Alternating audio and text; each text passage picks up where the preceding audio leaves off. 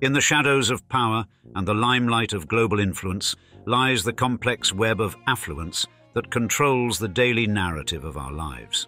In this realm, where silence speaks louder than words, the strings of public perception are delicately pulled by the guardians of information, their intricate networks and strategic alliances holding the keys to the stories that shape our society. And, as the digital age accelerates, their reach extends further, subtly guiding the discourse and molding our views. From historic empires to contemporary conglomerates, these wealthy dynasties indeed have influence that spans across generations, and sway that slides through the centuries. With that said, we shall begin first with the so-called newspaper of record, and see how the first family has dictated not only what we see and hear, but how we think and act. I want you to imagine that you've recently been gifted with seemingly unlimited control over the media narrative of America's richest and most influential city. Furthermore, with a simple unlocking of your phone and a few quick texts, you could contact your closest family members, comfortable with the knowledge that by the next morning you could make, or break, the livelihood of almost any politician, business tycoon, or even country. Although this Machiavellian level of instant power might seem enticing to some families, the ugly truth is that not only having but also keeping such world-changing influence for a lifetime, let alone for a century, is a feat that most of us simply wouldn't have the ingredients, let's call it that, to pull it off. In today's video at Old Money Luxury, we'll be discussing one particular family dynasty that, to put it bluntly, doesn't have that problem of us mere mortals, and do in fact possess the ingredients of power. Indeed, the Sulzbergers, along with their founding in-laws, the Ochs family, have owned the New York Times for an eye-watering 120-plus years, guiding America's paper of record, as they call it, through both world wars, the Great Depression and Great Recession, presidential assassinations and resignations, multiple pandemics, and into the 21st century globalized world, all while managing to keep it in the family and maintain their status as the top dogs of New York, and arguably American media. However, in order to recount their meteoric rise to stratospheric power properly, we must first start at the beginning, with a saga that begins, like so many classic American rags-to-riches tales, with a little-known immigrant reaching the shores of the land of opportunity and snatching influence from the jaws of mediocrity.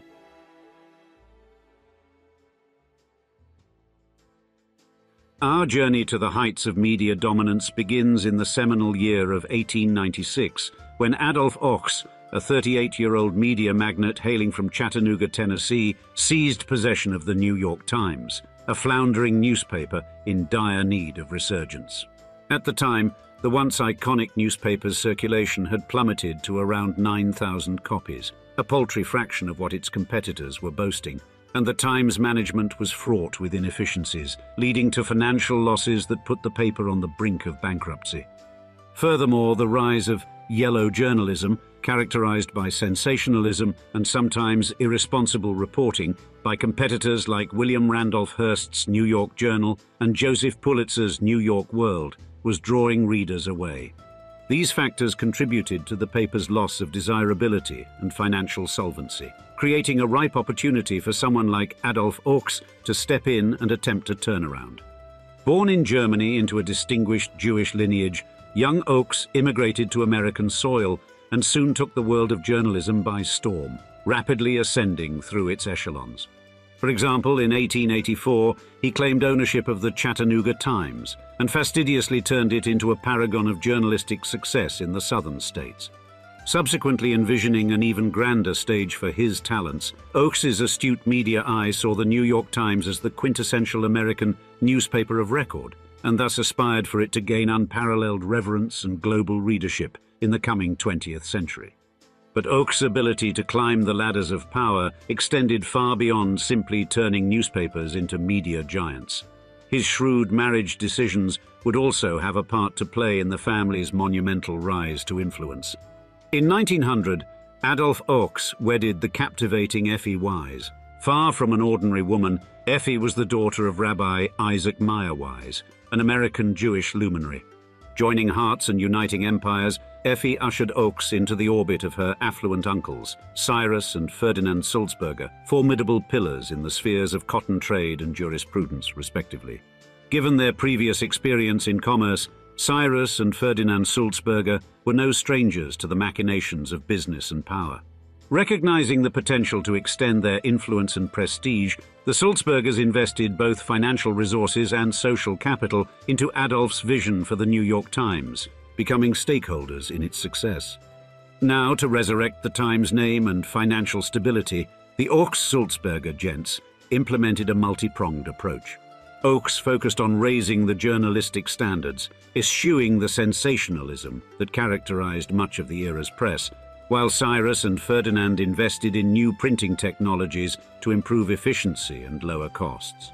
Additionally, the Sulzberger brothers leveraged their social and business networks to secure advantageous advertising contracts and facilitated exclusive interviews and scoops, all while simultaneously clearing its debt and positioning it as a serious publication committed to journalistic integrity. Riding this string of business victories, by 1904, the New York Times had moved its operations to an imposing edifice in Longacre Square, standing as the tallest structure in the metropolis and signaling the paper's soaring ambitions. Such an auspicious relocation led to the square's eventual rechristening as Times Square, a monumental site that became synonymous with the vibrant pulse of New York City.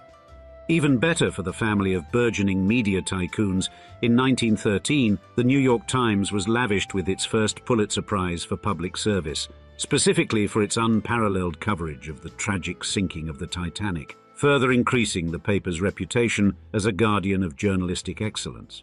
Entering the Roaring Twenties, the familial networks of Ochs and the Sulzbergers intertwined even more deeply in the intricacies of the New York Times, with Arthur Hayes Sulzberger, Adolf's industrious son-in-law, affiliating himself with the paper in 1918, with Arthur's swift ascent within the company culminating in his becoming the publisher in 1935, and additional members from both prestigious families enrolling in the publication's operations during this period.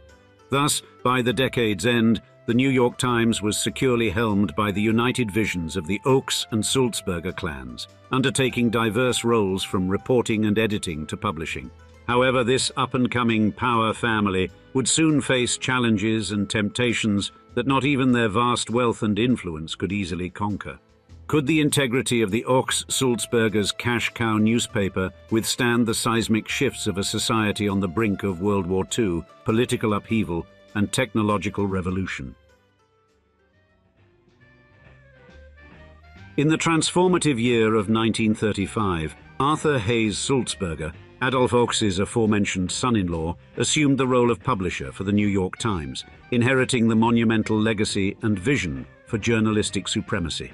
Sulzberger was an unwavering sentinel for press freedom and navigated the paper through an epoch marked by monumental global happenings, spanning from the tumultuous tides of World War II, the ideological entanglements of the Cold War, to the divisive quagmire of the Vietnam War. However, not content with mere domestic triumph, Sulzberger had further propelled the paper into the international arena, inaugurating overseas bureaus in the hopes of furnishing a balanced, thorough coverage of global events. At the cornerstone of the Sulzberger dynasty was Iphigenie Ochs Sulzberger, Arthur's indomitable wife and the child of Adolf Ochs. Her role in the family enterprise was far from ornamental. She was an integral member of the board of directors for the New York Times Company for an extensive period. Additionally, her influence permeated the newspaper's managerial echelons. A fervent advocate for women's empowerment, Iphigenie ensured the elevation of women to commanding roles within the newspaper's infrastructure, and her philanthropic interests also extended into the realms of arts and education, reinforcing the family's wider societal impact. Therefore, as we can see, the Ochs-Sulzberger dynasty had, in the span of just 2 generations, followed the old money family playbook of strategic intermarriage, placing family members in key positions of influence and extending their financial clout from the local to the global arena. Now, in 1967, the formation of the New York Times Company heralded an era of diversification and expansive growth. Though the venture went public, the reins of power were still firmly clutched by the Sulzberger lineage. The corporation branched into a multifaceted media conglomerate, adding radio and television stations, along with magazines, to its burgeoning empire.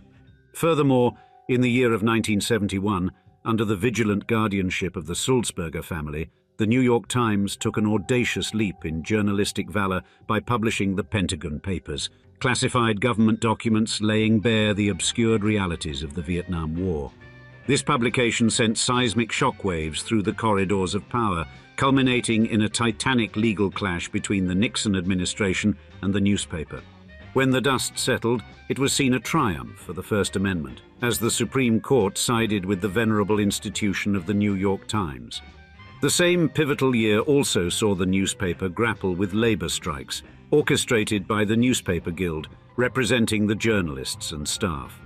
These strikes crippled the paper's operations for months, suspending publication on multiple occasions. This crucible not only disrupted the newspaper's workflow, it additionally served as a moment of reckoning for the Sulzberger family, bringing to light limitations on their hereditary dominion over New York media, and prompting questions about whether or not the family would ruin their then decades-long chain of generational wealth preeminence. The Sulzbergers answered the call for financial innovation in 1976 by taking the New York Times Company public. The sale of shares to external investors yielded an immediate influx of capital, albeit at the cost of diluting the family's controlling stake.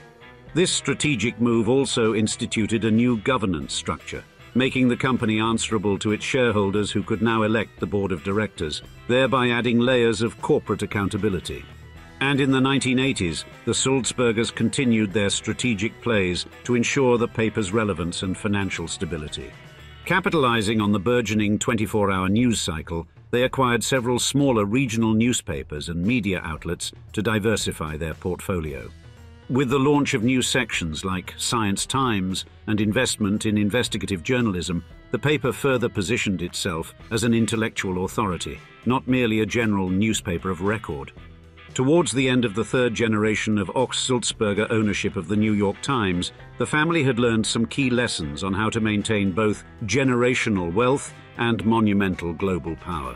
They had learned to take calculated business risks, such as the controversial publishing of the Pentagon Papers, and later their Pulitzer Prize-winning bet on their coverage of the Watergate scandal. They showed a fearless tenacity to face technological advances head-on, such as their early adoption of computerized typesetting in the 1970s, which reduced production costs and increased efficiency. Finally, like many old money families that keep their wealth for generations, they strategically acquired other media assets, such as their eventual purchase of the Boston Globe in 1993, helping to diversify their portfolio and spread financial risk. Now, entering the stage in 1997 was Arthur Sulzberger Jr., the fourth-generation torchbearer of this journalistic dynasty. His tenure commenced in an era of digital disruption and waning print profits. Undeterred, Sulzberger Jr. spearheaded a modernization initiative that would fortify the paper's footing in the 21st century. Investments poured into enhancing digital capabilities and restructuring the print edition, streamlining the number of pages while incorporating vibrant color schemes. These reformative strides yielded fruit. The New York Times metamorphosed yet again into a resilient, financially robust global news entity.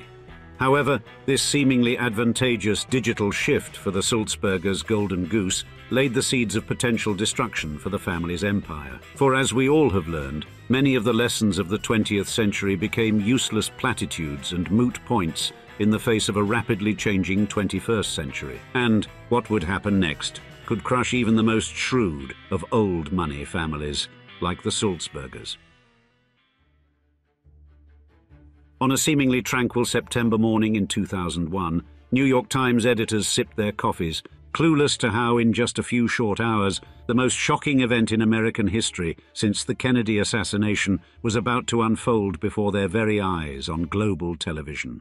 Under the stewardship of the Sulzbergers, the Times quickly grasped the magnitude of the 9/11 attacks.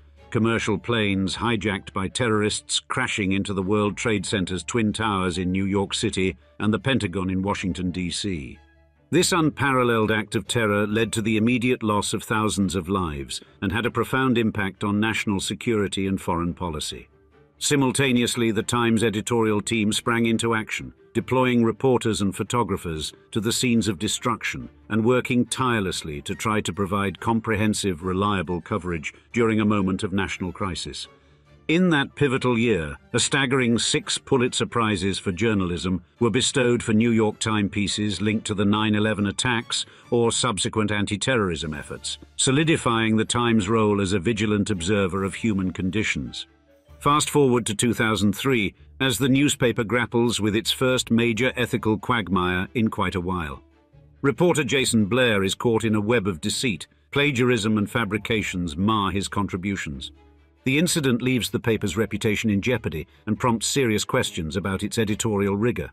In the aftermath, the newspaper jettisons Blair, issues public apologies, and ushers in reforms to fortify its editorial sanctity.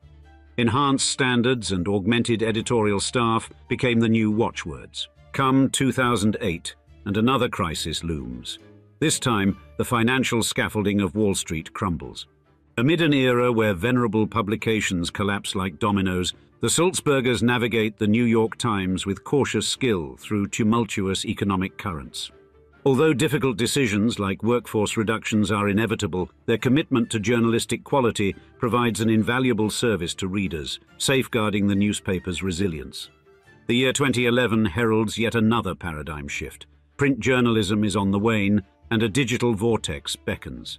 Faced with a crucial decision, the Sulzbergers opt for a digital subscription model. Despite initial skepticism, this audacious move proves transformative, not only enhancing revenue, but becoming a blueprint for the industry, reinforcing the Times' bulwark against digital disruptions. More recently, 2015 marks the advent of A.G. Sulzberger, a youthful inheritor of an august legacy. Young in age but steely in resolve, he perceives digital subscriptions not as an adjunct, but as an imperative. A.G. embarks on a digital renaissance, amplifying online presence, deploying innovative technologies, and tailoring adaptive strategies. Under the leadership of A.G. Sulzberger, the Times witnessed an unparalleled surge in its subscription base, amassing over 8 million loyalists across its print and digital platforms during earth-shattering moments like the COVID-19 pandemic and the 2020 US presidential election. Yet, lurking behind this resurgence in success, the New York Times was quickly racking up a controversial us against them tag to its reporting practices, as independent journalism and distaste for what many have seen as biased coverage started to shake the very foundations of what the Times and the Sulzbergers had built their name upon: journalistic integrity. Indeed, any conversation about the New York Times and the Sulzberger family that sidesteps the paper's recent series of controversies would be glaringly deficient. Over the last 7 to 8 years, the Times had found itself mired in multiple quagmires that heightened questions about its once legendary journalistic integrity. Take 2015, for example. A comprehensive study accused the Times of unabashed national bias during the Iranian nuclear crisis, contending that it outright minimized the United States' involvement. This was seen as no mere oversight. It was purported to be a failure to present a balanced view. Then jump to 2021, when another scholarly investigation hammered the Times for its persistent bad news bias. More than just a question of tone, the study asserted that the Times' coverage was more negatively tinted than that of any other major publication examined, including scientific journals and international outlets, with the implication of the studying being that the Times had perhaps made a deliberate editorial choice to amplify negativity.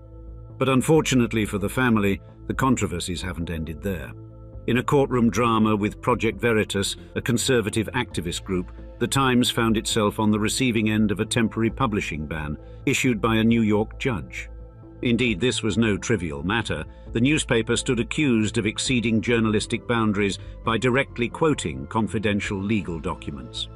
Furthermore, throughout the Trump administration, criticisms of bias reached fever pitch. The Times was said to not just be reporting the news. To many, it appeared to be taking sides, adding fuel to an already polarized public discourse. Still ensconced in the eye of this multifaceted storm is the Ochs-Sulzberger dynasty, the indomitable captains at the newspaper's helm. Commanding a monopoly on the voting shares of the New York Times Company, their imprint on the newspaper's journalistic ethos and commercial strategy is inextricable. While detractors decry this as a hegemonic stranglehold, contending that such familial dominion imperils the newspaper's much-vaunted impartiality, the Sulzbergers advocate that their stewardship serves as the bulwark defending the paper's editorial sanctity. Regardless of which side of the coin you land on, it is clear that the Ochs-Sulzbergers' leadership of the New York Times for more than a century has been nothing short of remarkable. An unending reign of power plays, shrewd familial transitions, and calculated business moves that could teach us all a little bit more about how it feels to run an old money media empire. The road that you must walk to earn the right of entry into the old money elite is not easy to navigate, and along the way, major sacrifices must be made to reach the true zenith of financial stature. Some choose to sacrifice time with their family, working late nights to provide. Others sacrifice their health, overworking their bodies to grow their wealth. However, a small contingent of this high echelon of society chooses to sacrifice something much deeper and more intrinsic to the human experience. In their pursuit of an unparalleled financial legacy, they appear to forgo fundamental ethical principles, leaving behind what it means to play fair, have compassion, and think of the impact their actions may have on others. Instead, they build their empire on, in a word, scandal. In today's episode, we look at a man who, so toiling on the quest for financial freedom, sacrificed his relationship with a son, audaciously breached the privacy of some of society's most valued citizens, and manipulated political landscapes via his media dominance as we describe the Murdoch family, the $19 billion empire built on scandal. For most, the name Rupert Murdoch needs no introduction, and, even in 2024, at the twilight of his financial career, he has more wealth than most could even dream of accomplishing. His net worth, for instance, while not officially known, is estimated to sit around $12 billion. In other words, more money than most family trees have ever amassed combined. And the majority of this monumental wealth arose in 2019 after Murdoch sold the entertainment assets within one of his two major companies, Fox Corp, in a deal that reportedly totaled around $71 billion. Following this transaction, his net worth skyrocketed to an extraordinary $19 billion, after which he distributed a large portion of his earnings to his children. And before stepping down in late 2023, Murdoch was also the chairman of perhaps the most influential media company the world has ever seen. Although, depending on where you live, you may not have heard of News Corp, the real influence of this company is in the media assets that it owns behind the scenes. In his home country of Australia, for instance, News Corp owns over 150 publishing companies, including The Australian, The Daily Telegraph, and The Weekly Times. In the States, Murdoch is a proud holder of household names such as Fox Television, The Wall Street Journal, and Dow Jones. And across the pond, the company has unprecedented media influence, holding virtually every major news outlet, such as Sky News, The Sun, and The Times. Such holdings have not only significantly contributed to Murdoch's mind-blowing net worth, but have also given him priceless influence in nearly every corner of the globe. Now, at 92 years old, you may expect us to say that, in his personal life, Murdoch enjoys the quieter home comforts of a well-earned retirement. However, this couldn't be further from the truth. In fact, it's safe to say that Murdoch has embraced the old money lifestyle with every fibre of his being.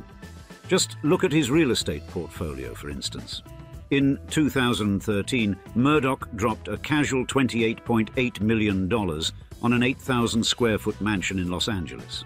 Fit with its own vineyard and winery, it truly is an example of why the best things in life don't come free.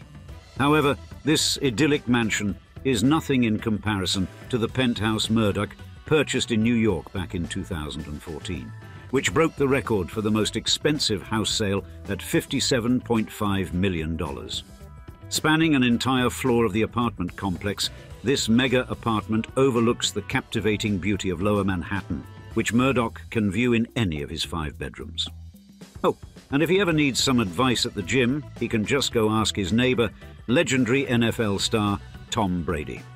Now, when he's not looking down at the bustling streets of Manhattan, Murdoch is viewing it up close in his Mercedes Maybach S600, a vehicle that personifies luxury and backs it up with a $200,000 price tag.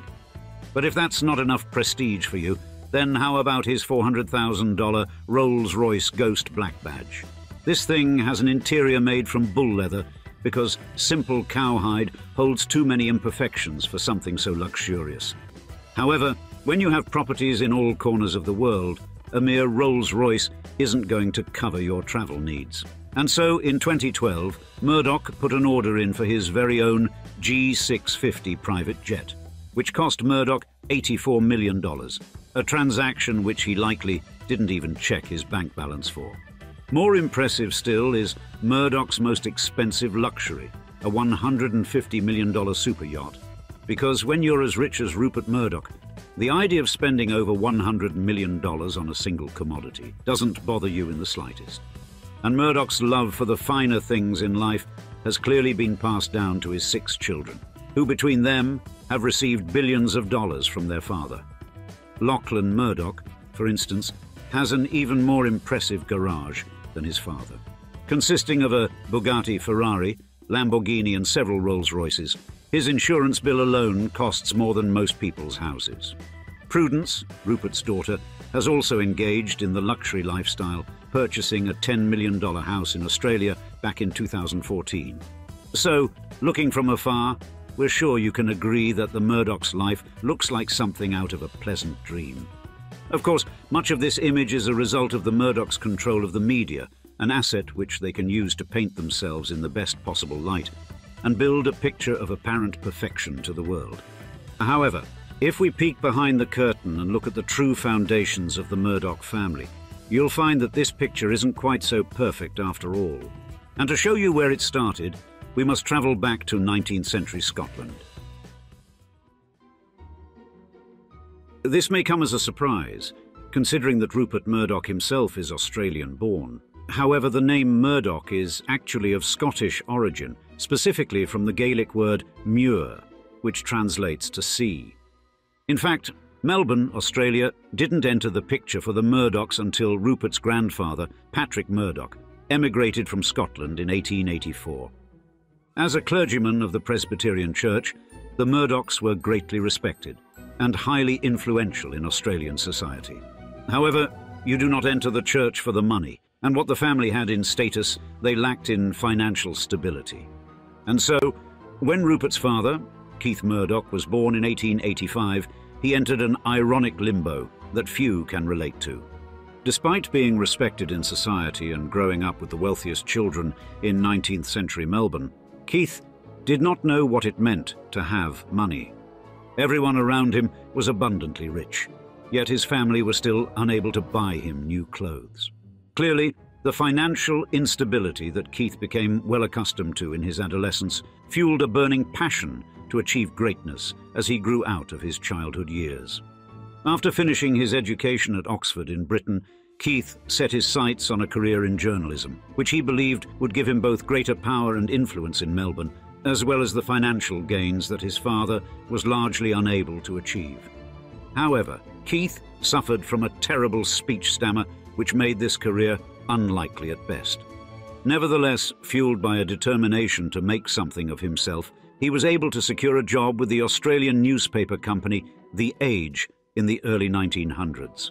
Yet, despite the successes that Keith achieved at The Age, his stammer overwhelmingly debilitated his ability to rise through the ranks as an influential reporter. And so in 1908, Murdoch travelled to London, England, in an attempt to both cure his speech impediment and gather experience at Fleet Street, London's equivalent of the Hollywood Boulevard for the budding journalist. The process took 3 years, but Keith was eventually able to manage his stammer and travelled back to his hometown of Melbourne in 1911. Armed with a newfound ability to control a room with just his voice, the following years saw Keith Murdoch reach new heights in the Australian journalism scene. As his influence in journalism grew, Keith began to socialise in the realm of politics, growing close with several leading politicians in Australia, a trait which has since been passed down the family line. The following events of World War I then painted a perfect scene for Murdoch to increase his political influence. In 1915, for instance, he was transferred to London, residing as managing editor of the United Cable Service. With his newfound role of influence in Britain, Murdoch was able to intercept a private letter addressed to the Prime Minister, which detailed the events of the Allies' tactical disaster at Gallipoli. With this information, he wrote an original news piece, which was viewed by high-ranking British politicians as well as the Prime Minister of Australia. Armed with even greater political influence as a result of this tactical play, the remainder of the World War I years saw Keith act as an intermediary between British and Australian politicians. And upon his return to Melbourne in 1918, was one of the most sought-after journalists in the country. Murdoch was so respected in the media world, in fact, that by 1921 he'd been promoted to chief editor of Melbourne-based publisher The Herald, a role that brought with it the financial rewards Murdoch had been searching for decades, and finally gave him the resources to start acquiring various media outlets. For example, in 1929, Murdoch acquired the Adelaide Advertiser, and throughout the following years acquired various other newspapers and radio stations. But another key date in this timeline is 1931, when Keith and his wife Elizabeth gave birth to a son, Rupert Murdoch. With a son, Keith had an heir to his empire, and with a vision of the Murdoch legacy firmly in his mind, he sent Rupert to study in Oxford, England, as he had done so many years ago. Rupert's early life was therefore spent away from both his family and home in the pursuit of knowledge and his father's approval. He eventually achieved an MA in Economics and Political Sciences at Worcester College in 1953, and quickly started his career in journalism, writing for the Daily Express after his graduation. Consequently, ignited by the passion instilled by his father, Rupert and journalism were a match made in heaven. He quickly dialed into a newer, more radical form of journalism, which confronted taboo subjects head-on rather than deliberately avoiding them, as so many news outlets did in the 40s and 50s. However, Rupert's career in London came to a sudden, grinding halt in 1954 when he received news that his father had unfortunately passed away. Fired on both grief and entrepreneurial spirit, Rupert rushed back to Australia to take over the family business, notably the Adelaide, which his father had built to reach an audience of 75,000 in southern Australia. At just 21 years old, Rupert Murdoch had a lifetime to build upon his father's legacy, and he did not waste a second. Murdoch immediately injected his risque, brash journalism style into the Adelaide throughout the 50s, which almost immediately started to improve the company's readership figures. Business continued so smoothly, in fact, that in the early 60s, Murdoch was able to buy several notable Australian newspapers through News Corp, such as Perth's Sunday Times and Sydney's Daily Mirror. 1964 brought more expansion as Murdoch founded the Australian A National newspaper aimed at improving the already wide reach of the Murdoch empire. 1969 marked another pivotal moment in the career of Murdoch, as he ventured into the UK by purchasing a majority interest in Sunday tabloid News of the World. With this foothold in British journalism, Murdoch quickly grabbed attention with his promiscuous headlines that contrasted with the quiet and refined nature of standard British journalism. At this time, Murdoch's conservative views also started to surface through his journalism, only making him a more polarizing and ultimately popular figure. British domination continued in 1970 after Murdoch acquired The Sun, a newspaper that was and still is one of the most popular in the United Kingdom. With a firm foothold in both Australian and British outlets, Murdoch set his sights on a new territory, one much bigger and one which had the potential to bring his empire to unprecedented heights, the United States. You see, his conquest began in 1973 in San Antonio, Texas, with the acquisition of 2 newspapers. Of course, Murdoch aroused immediate attention with his salacious scandal journalism style, which was unheard of in such a deeply Christian state. And, as was expected, readers quickly fell in love with this style of journalism, finding it both fresh and secretly exciting.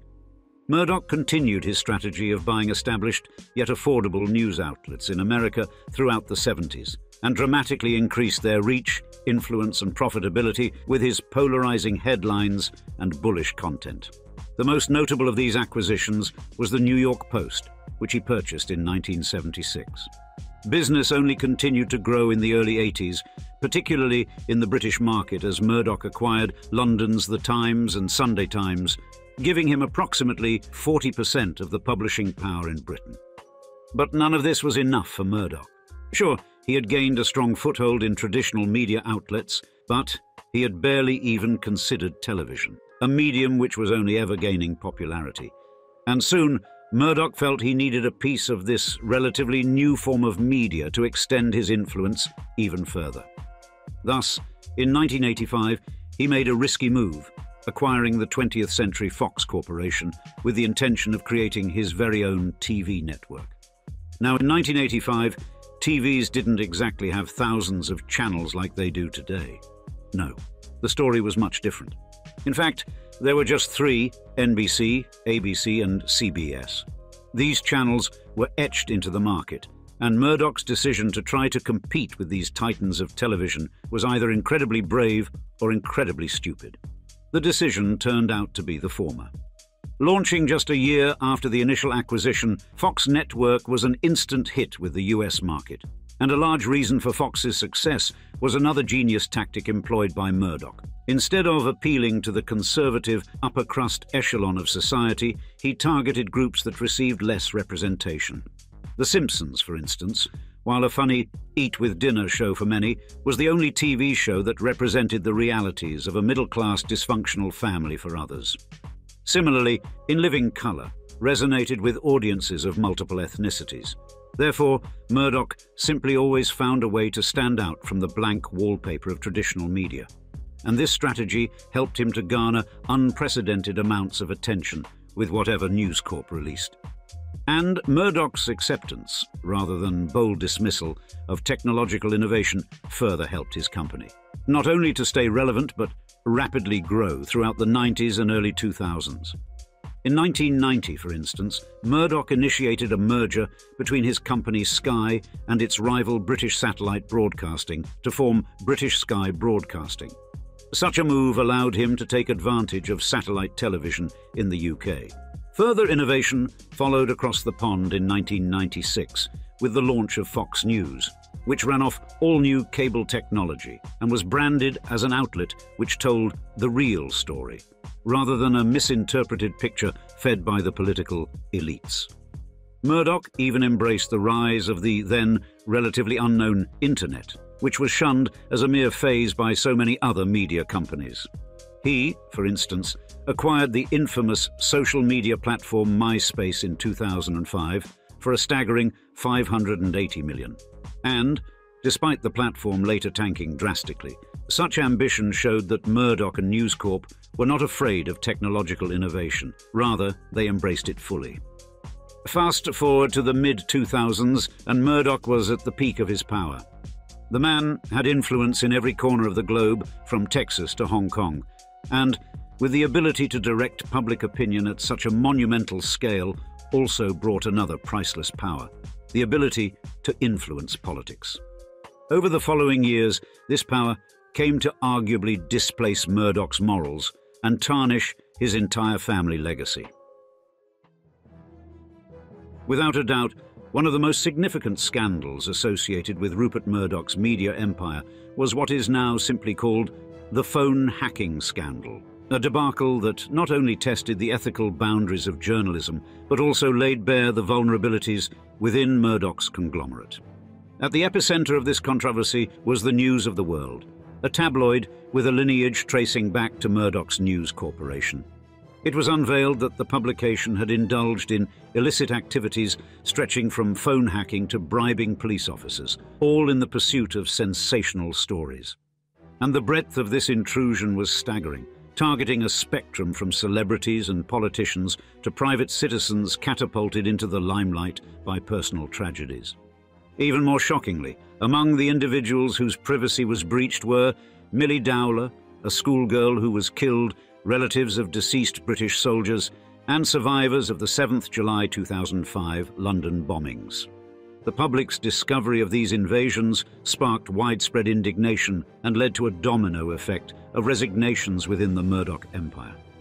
In a symbolic gesture of accountability, Murdoch relinquished his role as director of News Corporation, and the scandal culminated in the cessation of the News of the World in July 2011. Furthermore, a Parliamentary Select Committee's report in May 2012 delivered a scathing verdict on Murdoch's leadership, accusing him of exhibiting willful blindness towards the misconduct within his companies and questioning his suitability to helm a major international entity. However, this criticism wasn't just a fleeting issue. It has been a shadow trailing Murdoch's ascent since the 1990s.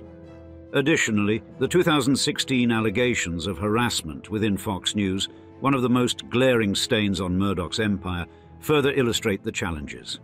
Indeed, the case against Roger Ailes, the network's former CEO, initiated by Gretchen Carlson's lawsuit, uncovered a Pandora's box of similar accusations, painting a grim picture of the work environment.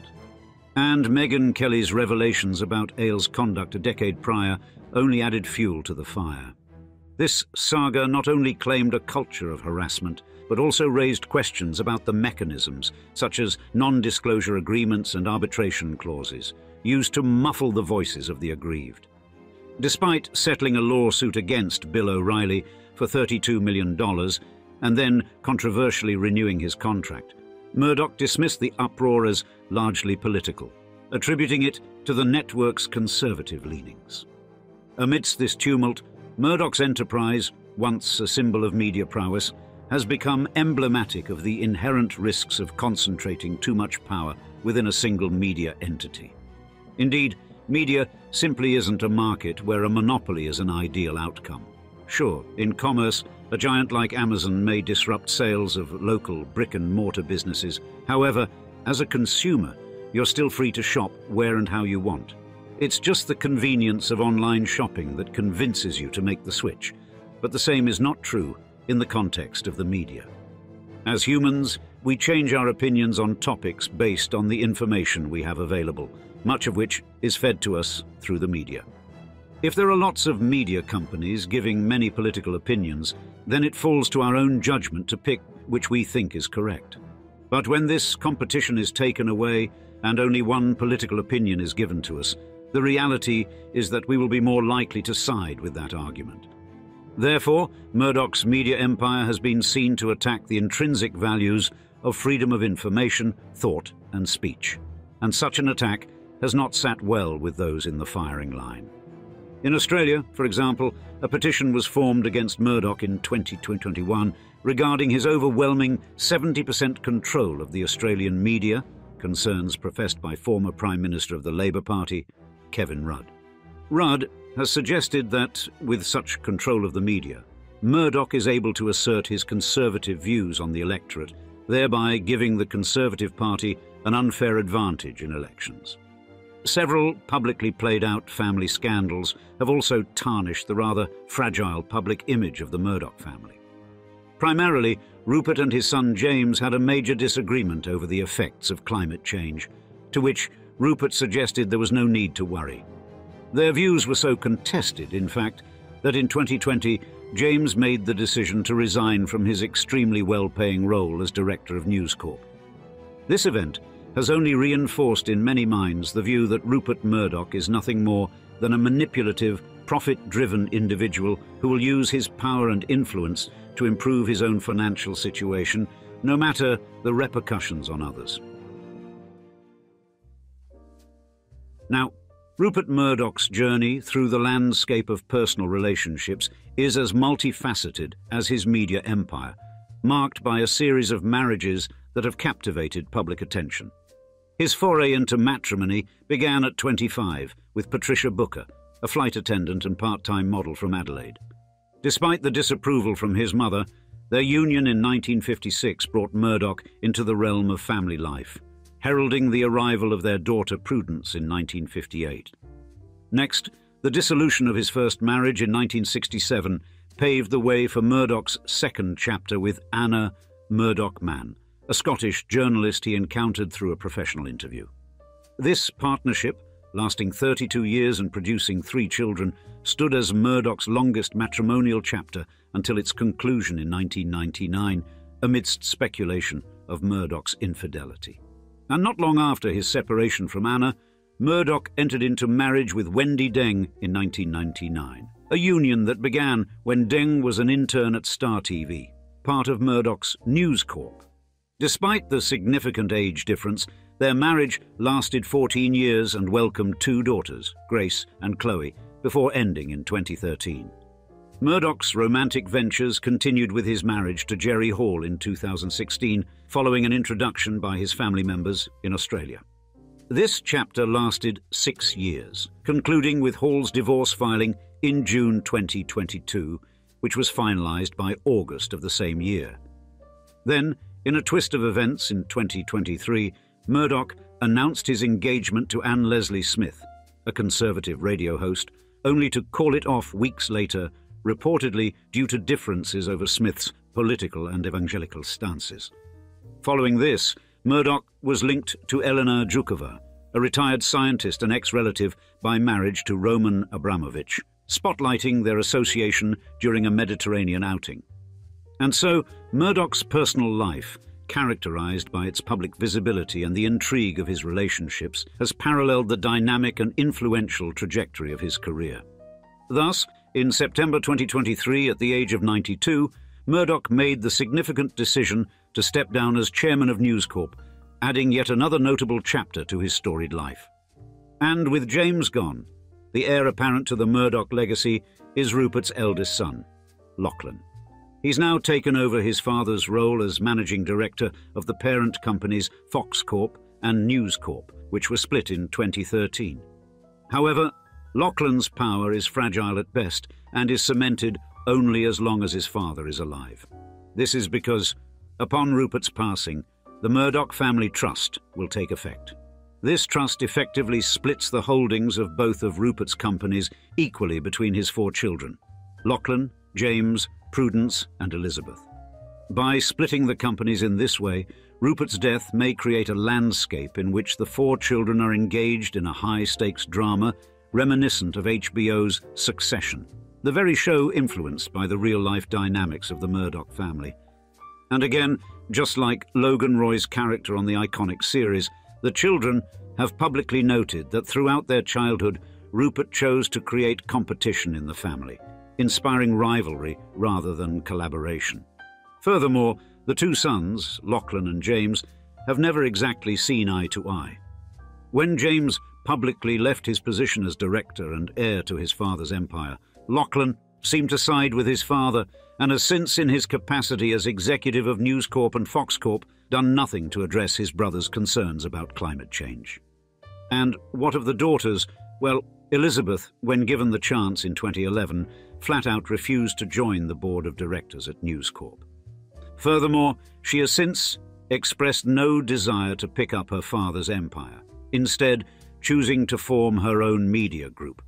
Prudence has likewise expressed little interest in taking the full reins of the Murdoch empire, opting to spend the majority of her career as a board member of the Times subsidiary. Thus, it is ultimately likely that Lachlan will be the one to carry forward his father's immense empire. He, by siding with his father in the media and taking control when James left the company, has painted himself in the best light in the public eye. Furthermore, he is the most like by his father, and envisions Rupert's ideology thoroughly. Finally, as the executive of the 2 companies, he clearly has more de facto power than any of his siblings, and will in all likelihood continue his position upon the death of his father. Ultimately, the legacy of the Murdoch family has spanned centuries, and through its media power, the family has influenced politics, birthed scandals, and tested morals in the pursuit of power. With Lachlan now at the wheel, one can only imagine what the future of the Murdoch legacy will look like. These days it seems like every 2-bit social media influencer and semi-savvy pop star is making $1 billion.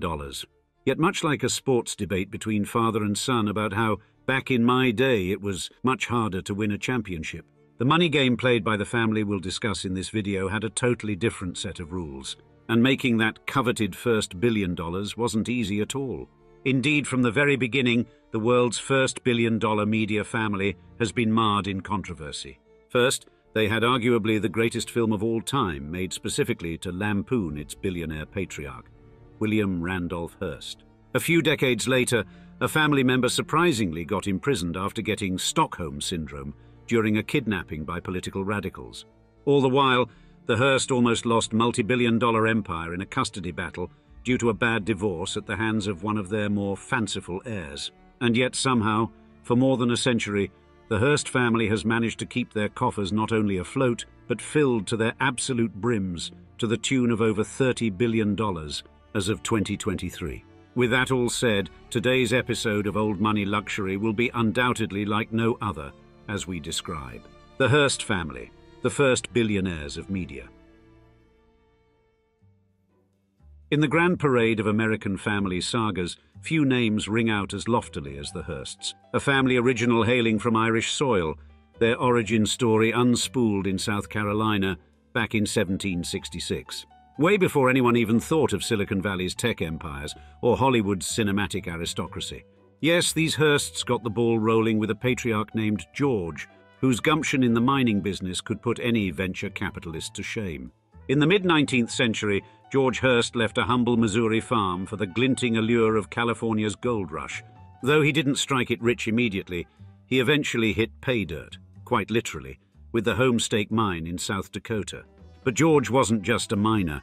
He was also a gambler with a knack for scoring in high-stakes games. Winning the San Francisco Examiner in a bet, George branched into publishing, weaponizing the ink to champion Democratic Party causes. He turned a poker hand into a political platform, and honestly, you have to tip your hat to that kind of chutzpah. Yet while George made the money, it was his wife, Phoebe Apperson Hearst, who arguably made the legacy. This matriarch had more than domesticity on her mind. She was a visionary. Starting her career as a schoolteacher, she eventually entered the philanthropic arena, earmarking significant funds for scholarships at the University of California. An international architectural competition for the university also bears her name, as does the less succinctly titled Phoebe A. Hearst Museum of Anthropology. But perhaps her most important project was her only son, William Randolph Hearst. Thanks to a private education and extensive European tours, courtesy of Mama Dearest, young William was groomed for greatness. By 16, he was attending St. Paul's Preparatory School, and although he exited stage left 2 years later, he had a few more acts to go. William then matriculated at Harvard College, where his tenure was as colorful as it was brief. Editor of the Harvard Lampoon and patron saint of beer parties, William's shenanigans even included sending chamber pots featuring professorial likenesses to his educators. Unsurprisingly, he didn't stick around to don a cap and gown. Next, in 1887, William commandeered the Examiner from his dad, and before long made it the linchpin of an emerging media empire. He went on to pioneer the much-debated yellow journalism, sparking a media rivalry with Joseph Pulitzer that had more fireworks than the 4th of July. William's media strategies, questionable though they may have been, did result in expanding his media realm. Come 1919, the establishment of King Features Syndicate had the Hearst name sprawled across multiple media channels, from comic strips to editorials, reaching a readership as broad as his ambitions. But just when you thought William Randolph Hearst had peaked and left his mark, an unseen chapter loomed on the horizon, pregnant with possibility and offering yet another audacious leap. As the Roaring Twenties rolled in, William Randolph Hearst felt an insatiable appetite for expansion. Indeed, he wasn't content with merely ruling the nation's largest newspaper chain. He coveted the ink on glossy magazine pages as well. Now his first magazine nibble was Cosmopolitan. Originating in 1886 as a family-friendly read, Cosmo, as it's colloquially known, underwent several identity shifts before settling into its current iteration as a women's magazine. When Hearst acquired it in 1905, he injected a tantalizing blend of short fiction, public affairs, and the occasional celebrity profile. By 1940, Cosmo was practically a household name, boasting a circulation of a whopping 2 million. But not one to stop at just one magazine acquisition, Hearst snatched up Good Housekeeping in 1911. Catering to American homemakers, the magazine was, and still is, a blend of women's interests, health tips, culinary delights, and consumer reports from the Good Housekeeping Institute. With Hearst's golden touch, subscription numbers soared past 1 million by the 1920s, undeterred even by the grueling years of the Great Depression. When the 1930s dawned, Hearst's avarice turned to radio waves and silver screens. His empire soon ballooned to include 28 newspapers, radio stations, a film studio, a wire service, and a bouquet of 13 magazines. And let's not overlook his silver screen dalliances. Hearst started producing films starring Marion Davies, a woman who was more than just a leading lady in his cinematic ventures. She was his lover for over 3 decades. Yet, even titans stumble. The Great Depression gnawed at Hearst's empire, puncturing his once impervious aura of wealth and influence. The downturn exposed the media mogul's laissez-faire attitude toward spending. As political allegiances shifted, Hearst's once cozy relationship with President Franklin D. Roosevelt soured, and he used his media outlets to accuse Roosevelt's policies of being not too far removed from Bolshevism. Yet perhaps the most biting blow to Hearst's ego came in 1941 with the release of Orson Welles' cinematic critique, Citizen Kane. When Hearst got wind of the film, he deployed an army of Hollywood executives and loyal journalists in an audacious, albeit largely successful, attempt to quash it. Even the FBI was brought into the fray, making Welles's film not just a commercial venture, but almost a matter of national security. All the while, the Hearst Castle in California, standing amidst 123 acres of opulent gardens and terraces, reflected the media tycoon's larger-than-life persona. Created in tandem with architect Julia Morgan over a period of 28 years, this estate wasn't just Hearst's residence. It was a gathering place for the creme de la creme of Hollywood, politics, and sports. Yet for all his grandiosity, Hearst was not immune to the ravages of time or health. As the curtain closed on William Randolph Hearst Sr.'s life in 1951, the prologue to another tale was already being written, hidden in the margins of his voluminous legacy. While Hearst Sr. dazzled his generation with what some called yellow journalism and groundbreaking multi-platform media strategies, the script for the family's sequel was secretly being rehearsed by a cadre of sons. Indeed, the next generation of Hearst children was set to expand the empire into terrains even their illustrious father couldn't have envisioned. Now, William Randolph Hearst Sr. not only amassed a media empire, but also begat a brood of 5 sons: George, William Jr., John and the twins Randolph and David, and all of them dutifully plunged into the family inkwell and piggy bank. William Jr., born in 1908, elevated the familial calling to Pulitzer Prize-winning artistry. Known for his commitment to both the family enterprise and journalistic integrity, he was, if you will, the family's editorial North Star. David Whitmire Hearst, born 1915, wasn't exactly a byline lightweight either.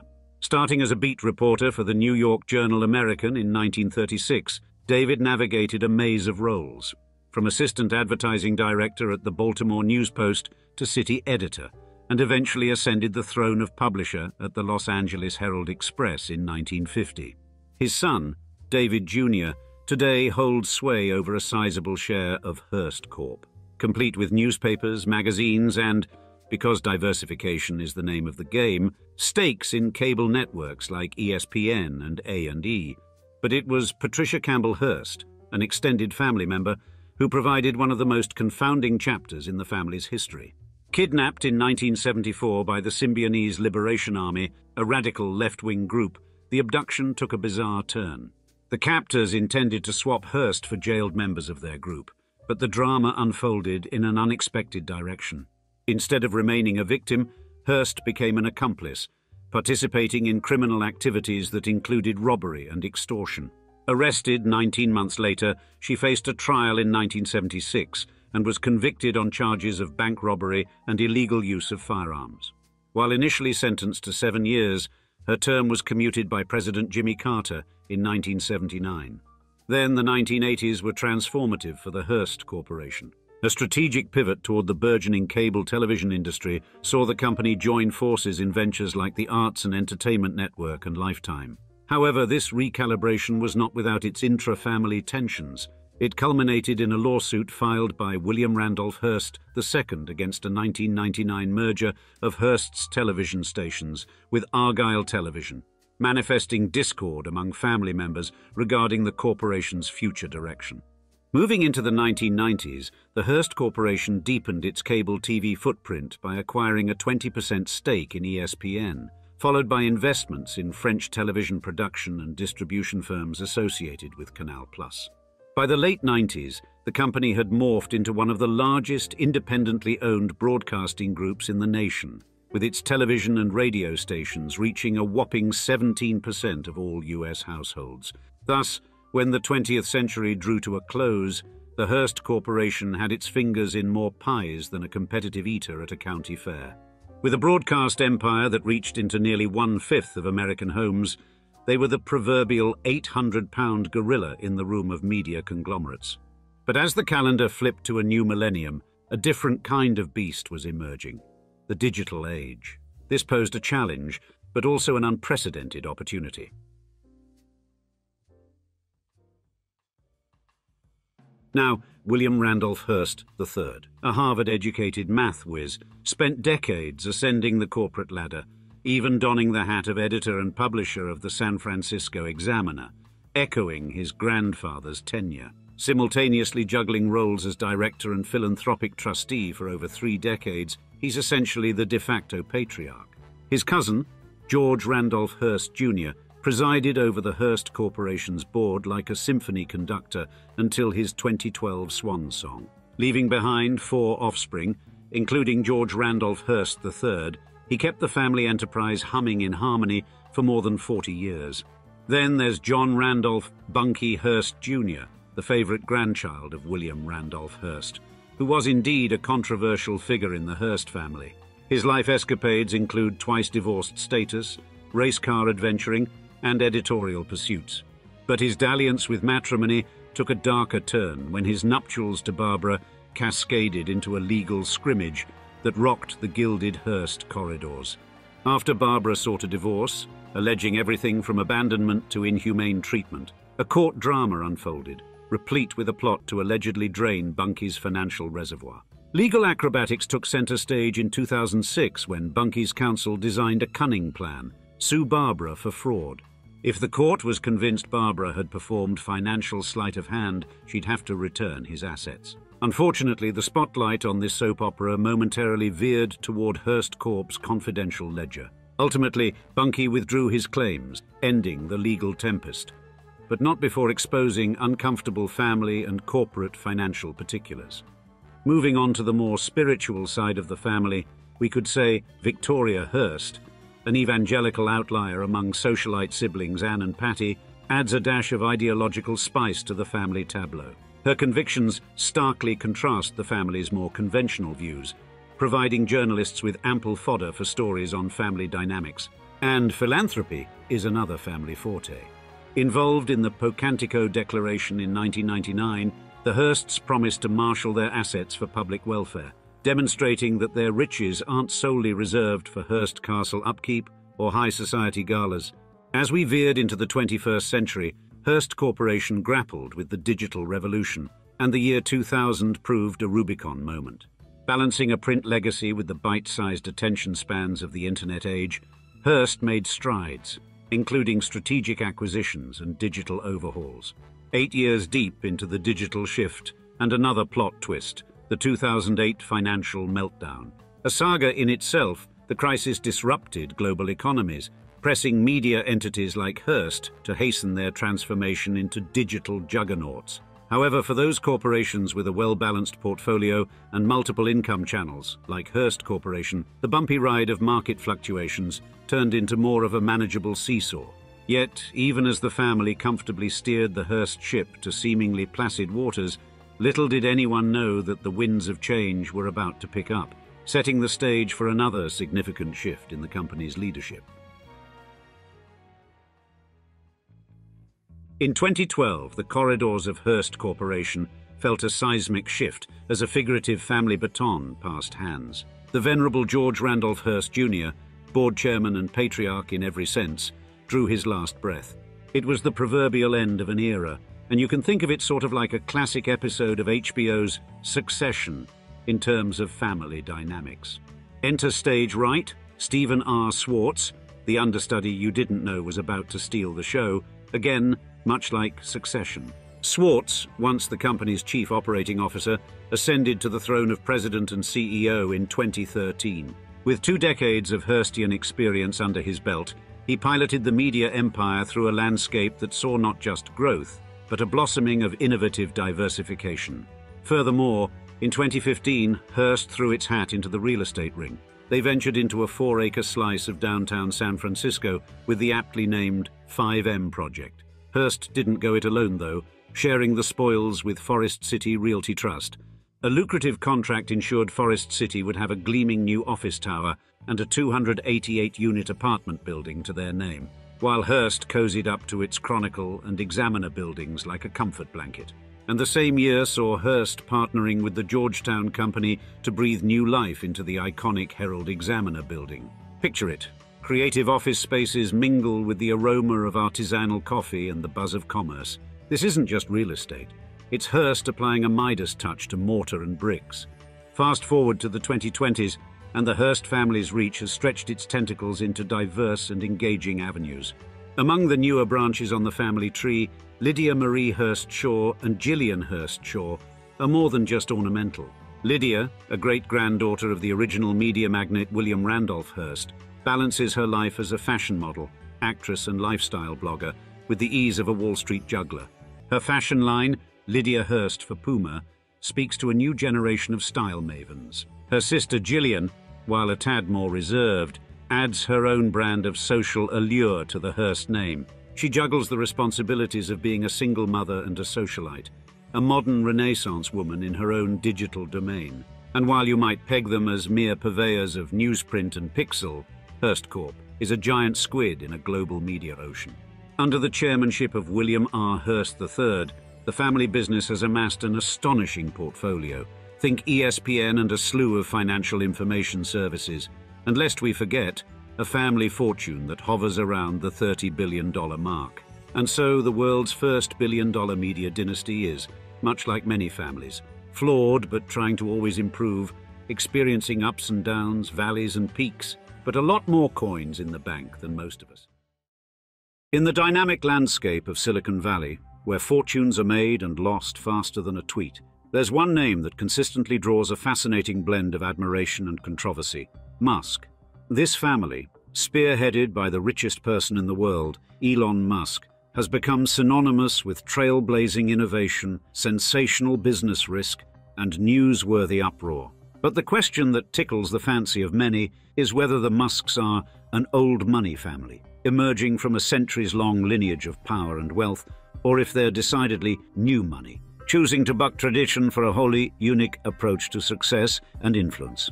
In today's episode, we'll give you the full, unfiltered answer to that question.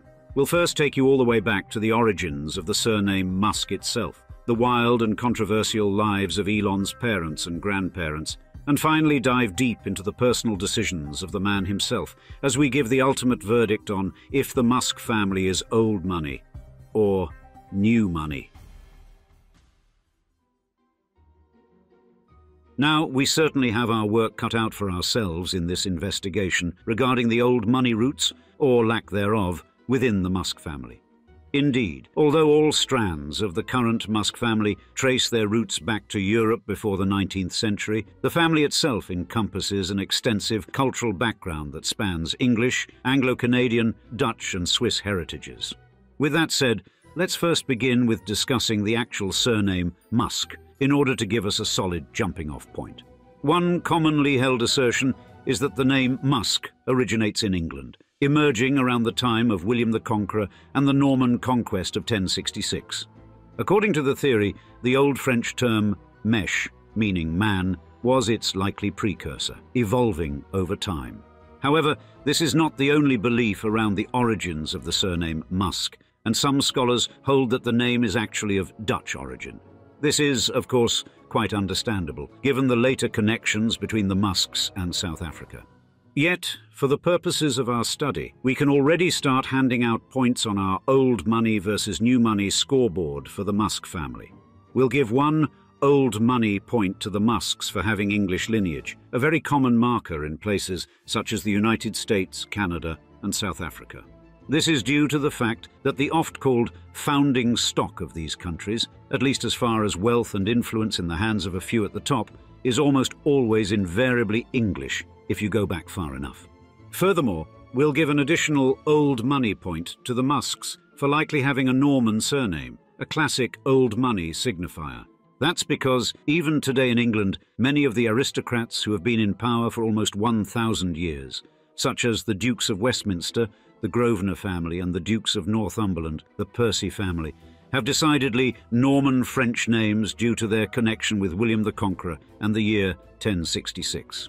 However, the Musk family's story also includes humble beginnings. In Tuddenham, Suffolk, the specific ancestor where the name Musk came from, John Musk, married Marian Edwards in 1791, starting an English lineage characterized by manual labor rather than Norman aristocracy. Indeed, their son, Harry, worked as a farm laborer, emphasizing a more modest background. Therefore, we'll take one old money point off of the scoreboard for the Musk family line in England likely being farm laborers, leaving our total scoreline at 1-0, with old money leading with 1 point.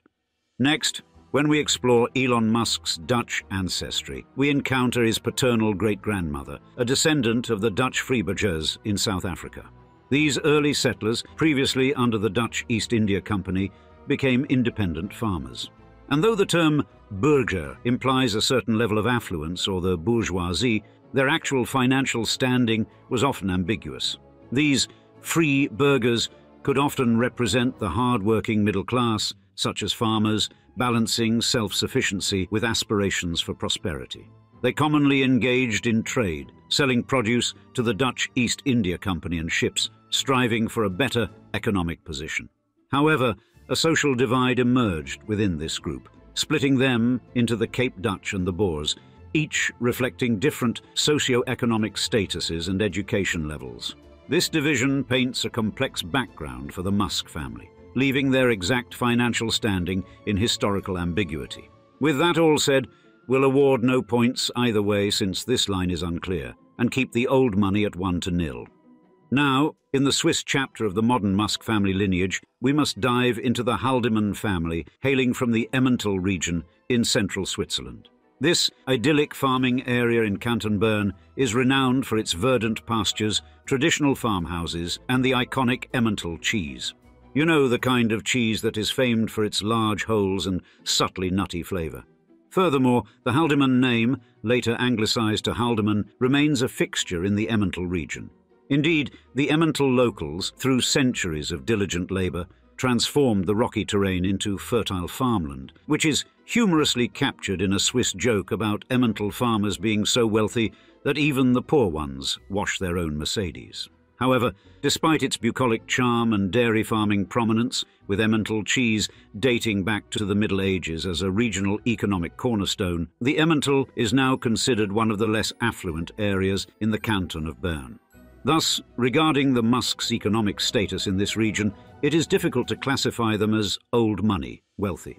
As farmers who left Switzerland before much of the Industrial Revolution, it seems unlikely that they belonged to an aristocratic Swiss lineage. However, in 1719, the Swiss Haldeman family emigrated to the United States, rebranding as the Haldemans, and established themselves in Pennsylvania. There, they founded the Haldeman estate, overlooking the Susquehanna River, now known as the Haldeman Mansion, within the Locust Grove estate in Lancaster County. This estate's preservation is overseen by the Haldeman Mansion Preservation Society to this very day. And Elon Musk's mother, May Musk, born May Haldeman in Canada in 1948, notes in her autobiography the family's Swiss to Pennsylvania migration around 1720, aligning with the historical accounts of the Musk family's Swiss origins. And while there's no direct mention in May Musk's autobiography of the Haldeman Mansion, its existence at all within the family's American branch history implies a significant old money social indicator, particularly given Pennsylvania's historical association with old money wealth. This connection, through May Musk's maiden name, to a well-established family estate in the United States reinforces the perception of the Swiss-American Musk family as part of the old money echelon. Therefore, we'll certainly be required to give one extra old money point for having a family estate in the United States in existence to this very day, leaving our current score at +2 for the Musks being old money stock. Furthermore, Almeida Haldeman, a notable figure in the Musk family lineage, and Elon Musk's great-grandmother, earned distinction as Canada's first chiropractor and one of the world's earliest female practitioners in the field. Her journey began around 1904 when her husband was diagnosed with diabetes, an event that led Almeida to pursue an education in chiropractic medicine, a then-new healing art, culminating in her degree in 1905. She moved to Saskatchewan, Canada to start her practice, and her son, Joshua Elon Haldeman, illustriously continued her legacy in chiropractic care. Therefore, we'll again have to award at least one more old money point for having not only an ancestor who was the first doctor in any field from one of the world's most advanced economies, Canada, but the fact that ancestor was a woman in a time when women were often not given access to advanced education. That further indicates a distinctly old money lineage for the Musks, leaving us at 3 points to nil, with the Musks, our old money stock, taking a strong early lead. Now, Joshua Elon Haldeman, Elon Musk's grandfather and his namesake, practiced in Regina, Canada for over 15 years, significantly contributing to the profession's growth in the country. He played a crucial role in securing the 1943 Chiropractic Act in Saskatchewan and was a founding member of both the province's first Board of Examiners and its first Executive Board. He also helped establish the Canadian Chiropractic Association and the Canadian Memorial Chiropractic College. And beyond medicine, Joshua was politically engaged. He worked as the research director for Technocracy, incorporated in Canada, advocating for a science-based restructuring of society and politics. And during World War II, he chaired the Social Credit Party and unsuccessfully ran for National Parliament. In 1950, Joshua moved his family to South Africa, driven by either concerns over Canada's moral state or a desire for adventure. There, the Haldemans became known for their aviation adventures, including a 30,000-mile flight along Africa's coast and into parts of Asia to reach Australia. Joshua also spent nearly a decade searching for the mythical lost city of the Kalahari. However, Joshua's legacy is marred by controversy. He harbored strong anti-Semitic views and supported apartheid in South Africa, and he continued to express these views through writings in pro-apartheid newspapers and a self-published book about global conspiracies. Joshua Haldeman's life ended in a plane crash in 1974, leaving behind a complex and multifaceted legacy. In either case, it is clear that Joshua Haldeman lived a life of many old money markers, being a highly successful and notable doctor, notably engaged in politics, and having an old money adventurer lifestyle, all pastimes and interests of the elite. With that said, we'll hand another old money point to the Musks due to the successful, if controversial, life of Joshua Haldeman. Therefore, as it stands, and we dive into the lives of Elon Musk's parents themselves, we have the family at 4 points to nil in favor of them being old money. However, as we all can probably intuit, how one grows up directly is more influenced by their actual parents more than anything. And so in the next chapter, we may see the new money ethos of the Musk lineage, that many people currently connect with the surname due to Elon's antics, coming to the fore. Now, May Haldeman Musk, known professionally as May Musk and Elon's mother, was born on the 19th of April 1948 in Regina, Saskatchewan, Canada. As we have already highly detailed her parents' background and awarded old money points as needed, we can confidently investigate her life without needing to make any adjustments. Now, May Haldeman was born a twin and one of 5 siblings, and in 1950 her family moved to Pretoria, South Africa, where she began her modelling career at 15.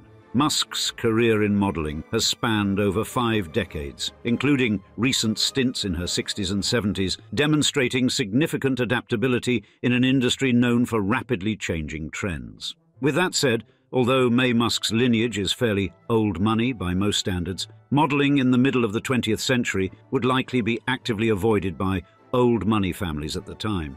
And thus, we should likely remove an old money point from our score, bringing it down to 3-0 for old money lineage for the Musks. However, May Musk holds 2 master's degrees in dietetics and has been active in the nutrition and health sector since the 1980s. An advanced education is definitely an old money trait. Furthermore, her ancestors were some of the most important trailblazers in Canadian history in the health sector. Thus, her pivot to modern medicine, on top of owning her own business, seems right in line with the family business. Therefore, we'll return an old money point to the Musk family, since it seems quite natural that at any social function May could confidently, if she so chooses, say that her family has been in medicine for generations. That leads our score back up to 4 points for old money and 0 points for new money. Meanwhile, Errol Musk, Elon Musk's father, made his mark as an electromechanical engineer with numerous successful ventures in the 1970s and 1980s. His contributions to significant projects, including office buildings, retail complexes, and residential subdivisions in South Africa, propelled him to millionaire status before the age of 30.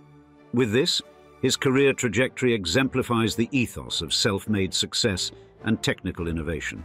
From the 1990s, Errol Musk diversified into various ventures, including property and technology. However, in that same decade, Errol Musk ran out of money. Elon Musk and his brother agreed to financially support their father and his extended family in South Africa, on the condition that he refrained from doing, quote, bad things. However, according to Elon Musk, Errol did not adhere to this condition. Therefore, we must first give Errol Musk a point for new money innovation in the beginning of his career, building companies around tech and property, and remove an old money point for being, reportedly, unable to sustain his wealth even for his own lifetime. That leaves our total score at 3 points for the Musks are old money and 1 point for the Musks are new money. Furthermore, a controversial aspect of Errol Musk's past involves his association with an emerald mine in Zambia. This narrative, often debated, started about 40 years ago with his alleged discovery of valuable gemstones in Zambia. However, it is crucial to clarify that most evidence points to the idea Errol Musk never owned an emerald mine. His involvement was more in the realm of importing and cutting raw emeralds in Johannesburg, a venture that eventually collapsed in the 1980s. Additionally, Elon Musk has consistently refuted claims of his family owning an emerald mine, emphasizing his self-made status and his journey through college, which left him with considerable student debt. Since the emerald mine controversy is so blurry, we'll award no points either way and move on. Now, Errol Musk has fathered 7 children in total, including Elon, Kimball, Tosca, Alexandra, and Asha Rose Musk. However, what makes this particularly interesting for the purposes of our investigation is his relationship with his stepdaughter, Jana Bezuidenhout, resulting in the birth of 2 children, further complicating the family structure. Even wilder, Errol married Jana's mother, Heide Bezuidenhout, when Jana was just 4 years old, and the couple stayed together for 18 years and had 2 children, who are Jana's half-sisters. Therefore, just to make it clear, Elon Musk's father not only had 2 children with his own stepdaughter, thus making Elon Musk have 2 half-siblings who are also both his biological sisters and his stepsisters. But Errol Musk initially met that same stepdaughter and future baby mama when she was just 4 years old. At this point, we think it's only fair to take not 1, but 2 old money points off of the scoreboard for this level of familial complexity, leaving us with a total score of 1 point for old money and 1 point for new money. However, perhaps the most important deciding factor for our discussion today will land on none other than the life of Elon Musk himself, far and away the most notable member of the lineage. Next, let's do a deep dive on his personal decisions and decide if they're old money or new money. Elon Musk spent his formative years in Pretoria, South Africa. Born in 1971, Musk's early education took place at the prestigious Pretoria Boys High School, a public, tuition-charging English medium institution with a rich history dating back over 110 years. And this school, known for its rigorous academic standards, played a significant role in shaping Musk's intellectual curiosity and drive for success. Thus, from the very beginning, we'll have to give the Musk family an old money point for going to one of the more prestigious exclusive schools in South Africa, leaving our current scoreboard at 2-1 with old money taking a slight lead. However, Musk's upbringing was far from the old money stereotype that one might associate with such a prestigious education. His family, while entrepreneurial, ambitious and quite famous due to their adventurous lifestyle and political activities, was not exceptionally wealthy during his formative years. In particular, after the divorce of his parents in 1980, Musk chose to live primarily with his father, which quickly spiraled into a challenging financial situation. Mae Musk had to work 5 jobs to support her 3 children, not a very old money lifestyle for Elon to grow up in by any stretch of the imagination. Additionally, Musk's relationship with his father was complex and fraught with tension, with Elon having described his father as a terrible human being and his upbringing as terrible. Therefore, we'll take down another old money point for Elon's childhood due to experiencing financial hardship and emotional volatility that are uncommon amongst the elite, leaving our score tied at 1-1. Despite these hardships, Mae Musk managed to nurture Elon's interests by providing him with books on science fiction, technological advancement, and philosophy, which further fueled his creativity and ambition. Thus, in the mid-1980s, a young Elon Musk found himself captivated by the burgeoning field of computers and science. And this fascination was not merely a passing interest, but a harbinger of a future that would diverge significantly from more old money paths of wealth accumulation and societal contribution. Musk's early passion for technology was a clear indication of a new money trajectory and career choice, one that would rely on innovation and entrepreneurship rather than inheritance or established business empires. Therefore, we'll give Elon's childhood passions plus 1 point for new money entrepreneurship, leaving the score at 2-1 in favor of new money for the Musks. Indeed, the new money vibe has mounted quite the comeback. However, Elon Musk's academic journey soon took him to the Ivy League, specifically the University of Pennsylvania, where he completed a double degree in economics and physics. We'll naturally have to give an old money point for attending the Ivy League, which still has quite the class signifiers attached to it, despite recent controversial developments. That leaves our score tied again at 2-2. For our final analysis and tiebreaker in the next chapter, we'll have to head toward the actual professional life and decisions of Elon Musk himself, because it is in his own personal behaviors and public-facing image as the world's richest man that most people in the 21st century interpret the Musk family overall as old money or new money. After graduating from the University of Pennsylvania, Elon Musk embarked on a path of entrepreneurship. Starting off in 1995, he founded Zip2 Corporation with his brother Kimball and friend Gregory Kari. Zip2, an early internet company, provided an online business directory with maps, somewhat similar to the Yellow Pages. Specifically, Musk's idea was to simplify locating and navigating to local businesses for computer users. Although the company initially struggled to secure financing, but the founders' persistence paid off when Moore Davidow Ventures invested $3 million, gaining majority ownership. Consequently, Zip2 expanded its services to newspapers, creating online directories for subscribers, with the New York Times being an early adopter. And despite being replaced as CEO by Richard Sorkin, Musk remained involved as the executive vice president and chief technology officer. In 1999, Compaq acquired Zip2 for nearly $300 million, earning Musk $22 million from his 7% share, thus setting the stage, financially and professionally, for Musk's future business ventures.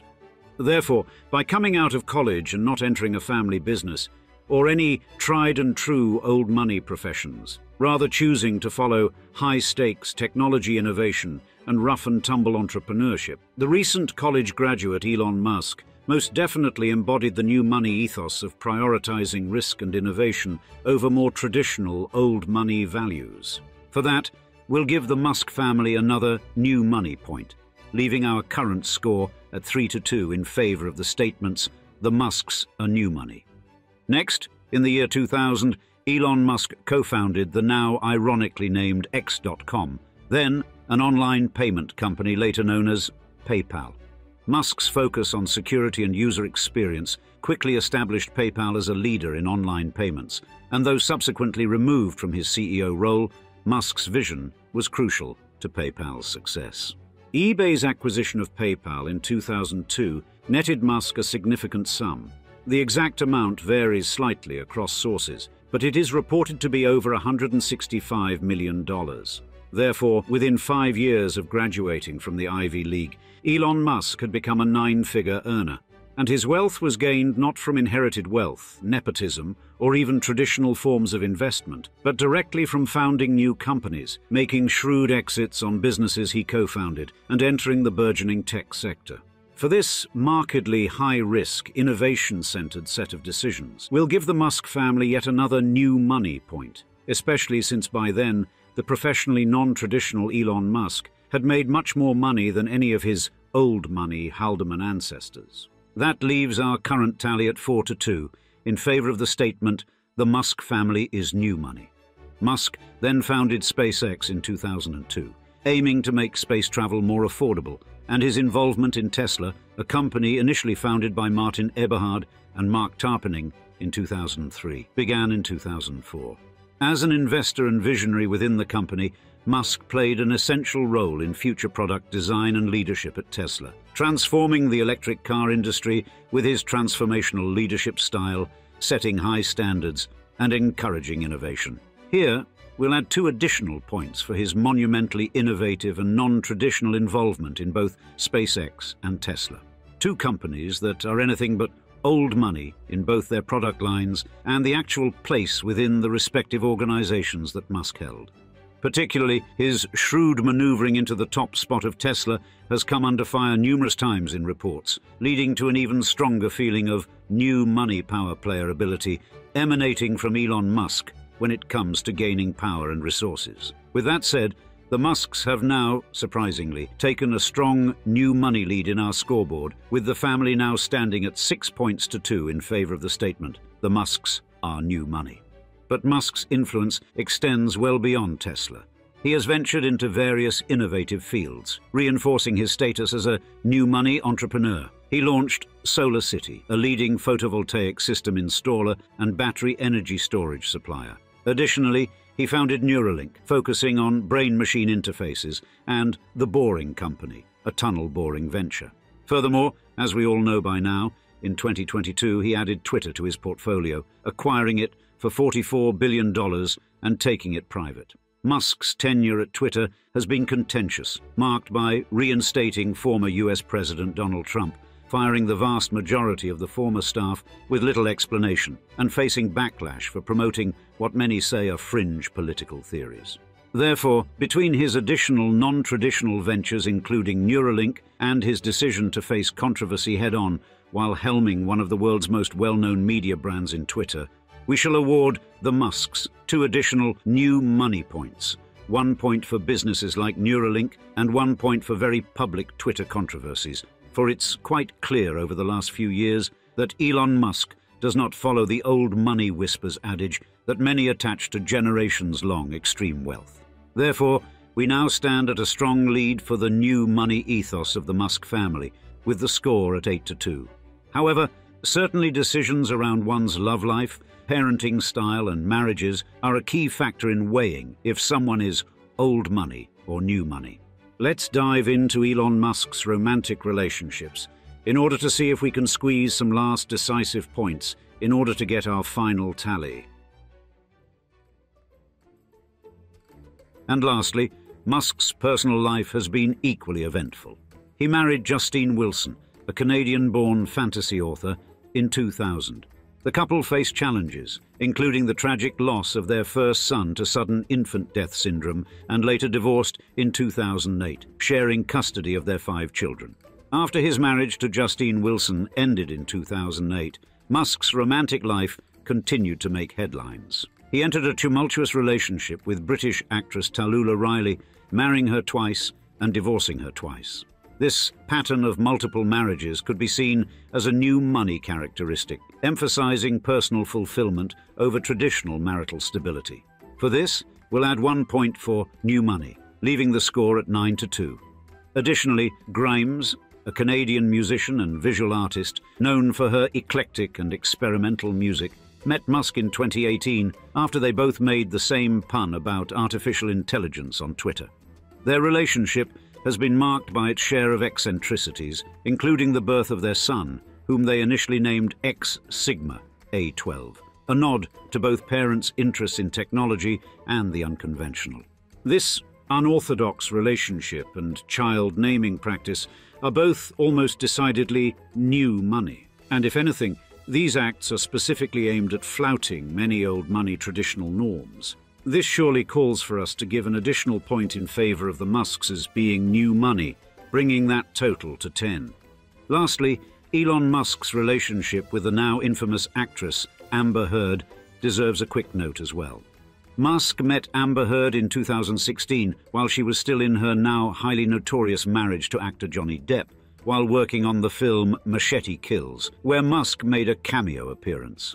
Their relationship was intermittent, with the couple citing conflicting schedules as a reason for their breakups.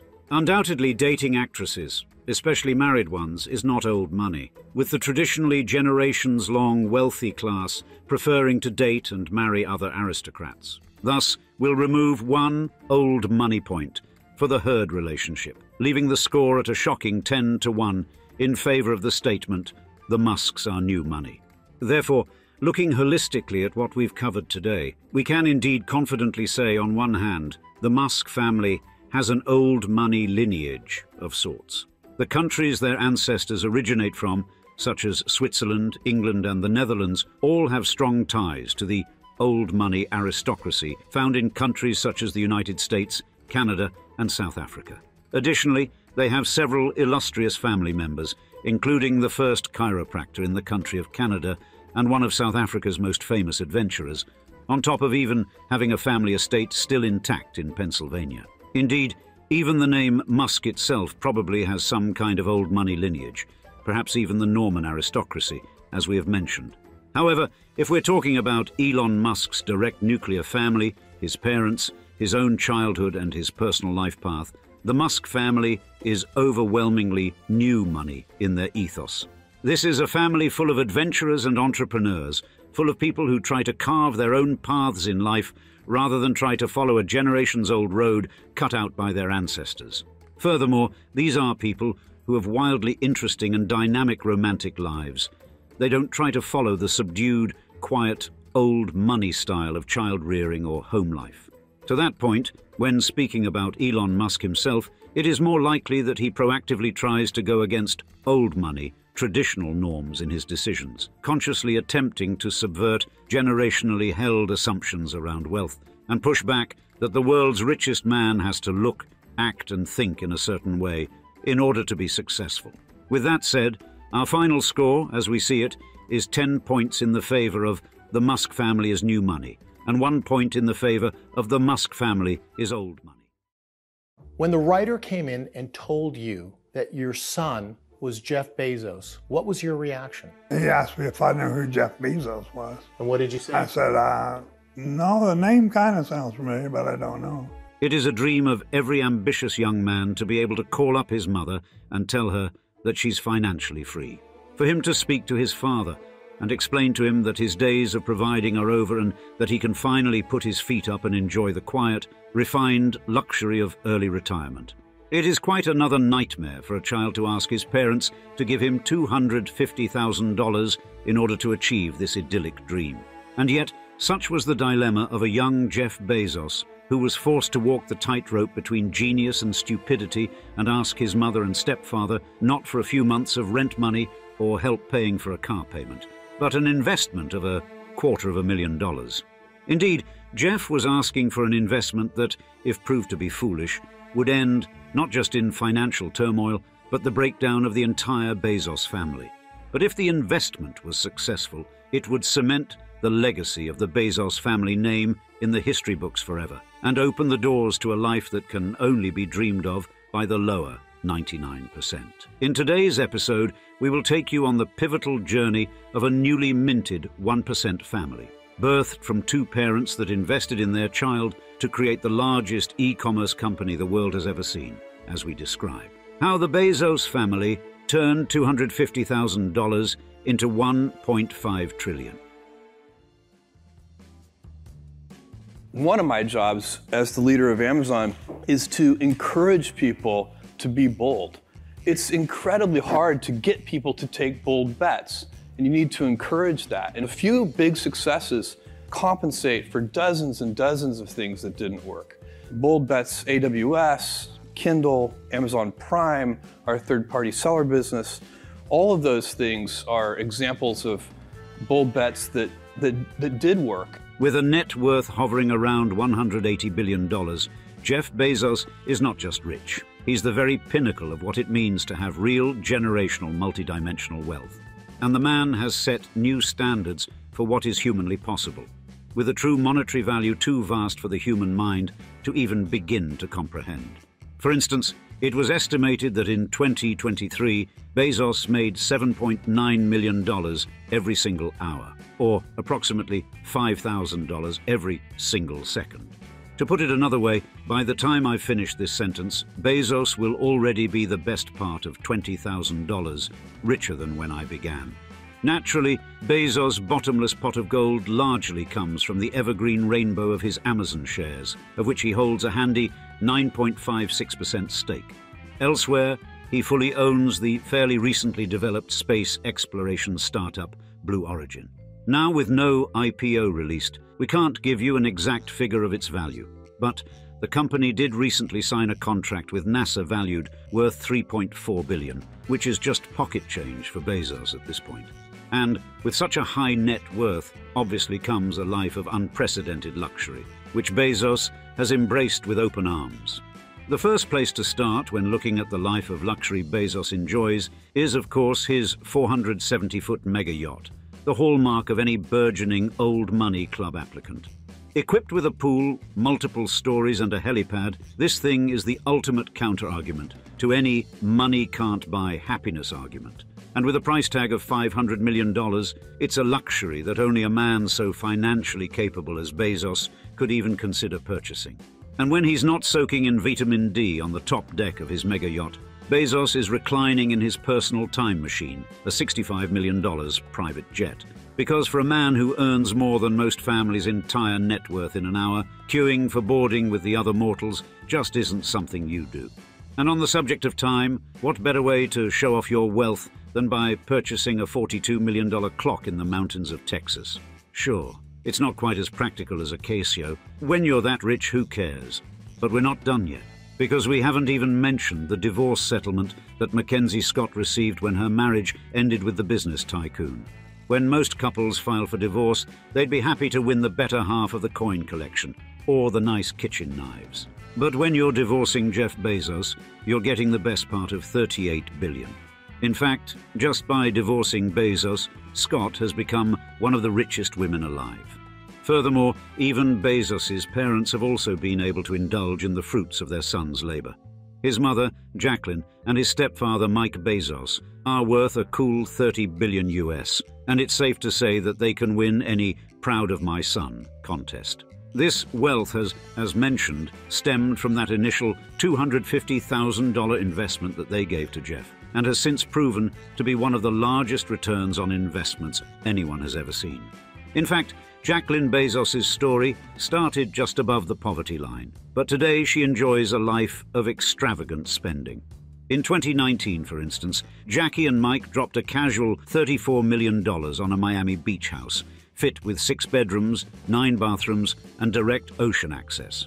However, Jackie has never forgotten her roots and helped to found the Bezos Family Foundation, a non-profit organization which helps to fund education in deprived areas. Therefore, when you look at the Bezos family, it looks like they're living the definition of a perfect luxury life. They've got the money, the cars, the fame, and even the ability to give back to those who need it. So by now, you might just be thinking about how this empire of dollar bills ever amassed itself. Well, to understand this, we need to go back, way back, before Bezos was born and before the family ever gave him that pivotal loan. In fact, the story truly begins all the way back in 18th century Scandinavia. So when we were kids, we would spend every summer on our grandfather's ranch in South Texas. One of the things that I think we learned to value, the role that resourcefulness, self-reliance plays. Sure. First of all, we had a very fortunate, lucky childhood. So that's that kind of, self-reliance and resourcefulness. Interestingly, Bezos isn't actually the biological surname of the Amazon pioneer. He was originally born Jeffrey Jorgensen to his biological father, John Jorgensen, and Jorgensen is a name derived from Denmark. As you might have heard, Scandinavian names have historically been formed to address an individual's father, and almost all end in sen. For example, let's take the famous actress Scarlett Johansson. Her surname literally means son of Hans. The same is true for Olsen, as in the Olsen twins of Full House and fashion fame, and of course, Jorgensen.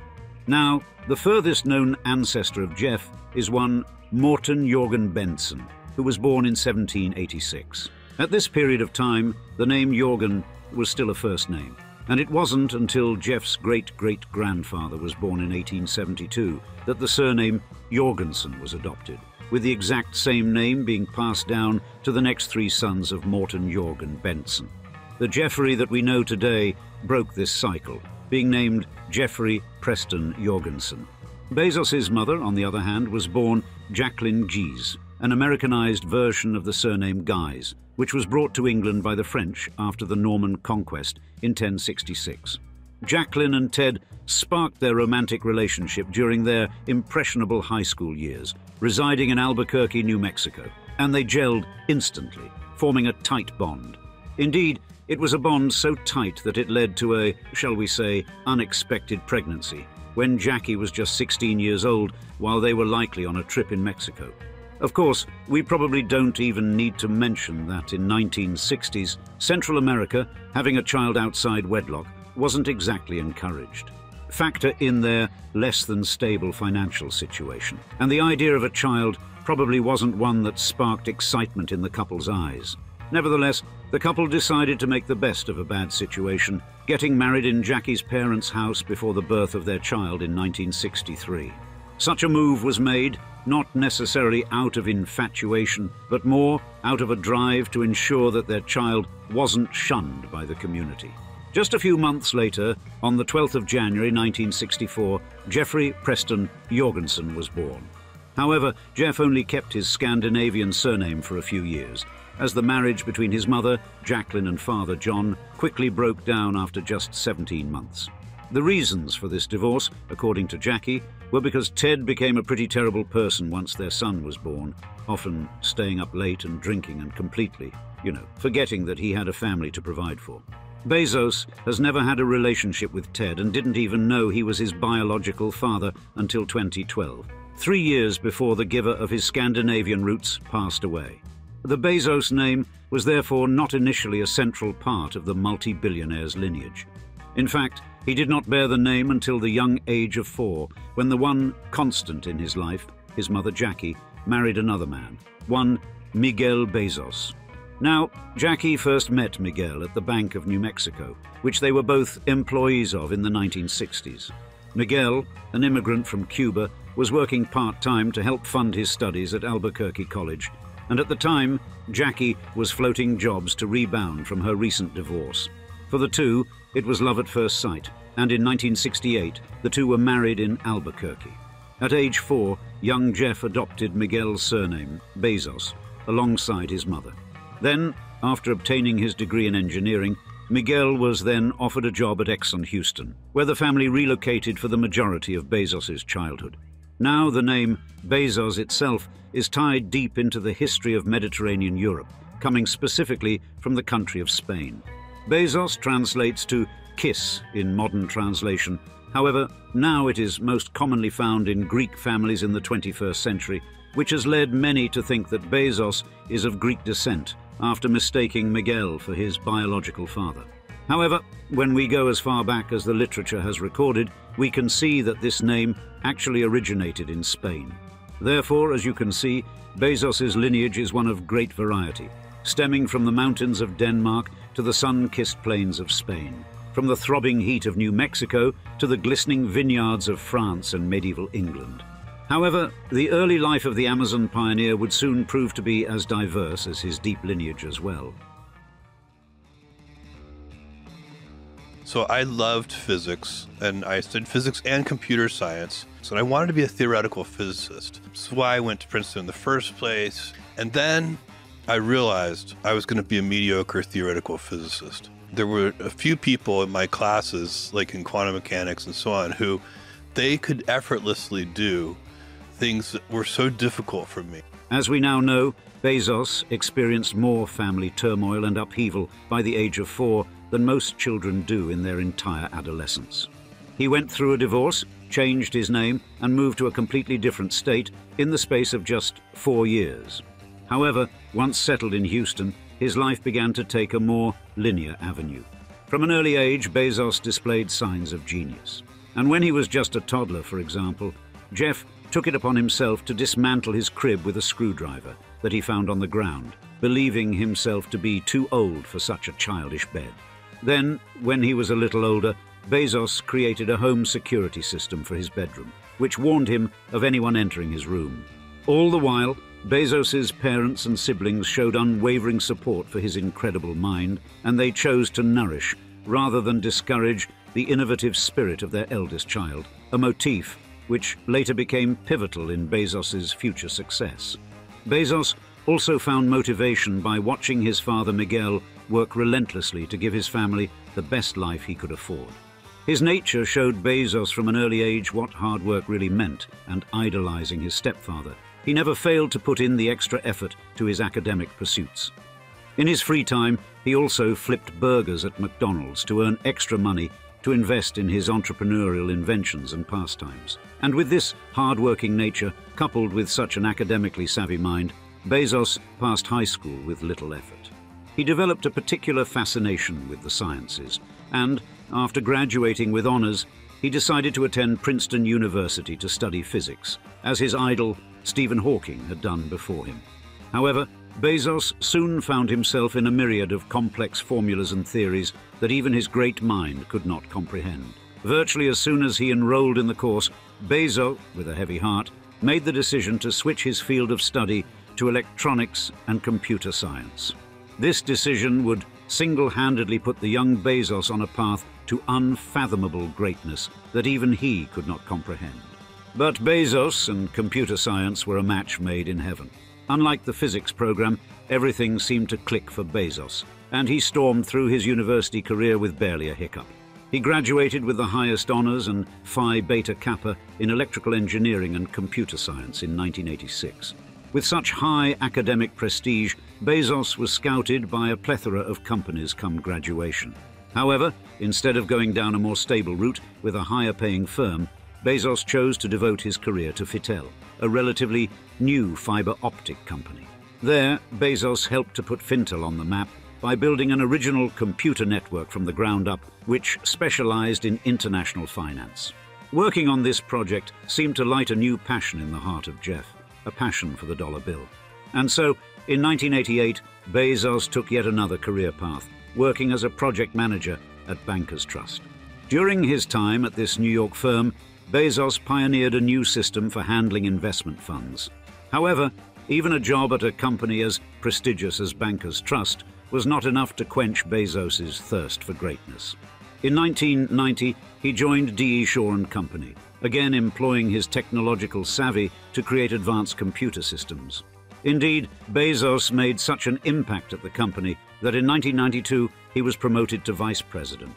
Better yet, at just 28 years of age, he was the youngest to ever fill the position, and by 30, he was the senior vice president of D.E. Shaw & Company, a position that most work decades to achieve. However, even this wasn't enough for the young and hungry Bezos. Despite making decent money and being respected highly in his field, he still felt that he had more potential. The idea of working for someone else and giving his energy to grow another company just didn't sit right with him. So, in his spare time, Bezos began meticulously searching for gaps in the market which he could use his skills to fill. Finally, after an exhaustive search, in 1994, he struck gold. After reading an article which detailed how the World Wide Web was growing by over 2,300% every year, the penny dropped. Bezos figured that If the internet was growing at such a rapid rate, any company which rode the wave of this growth would receive similar returns.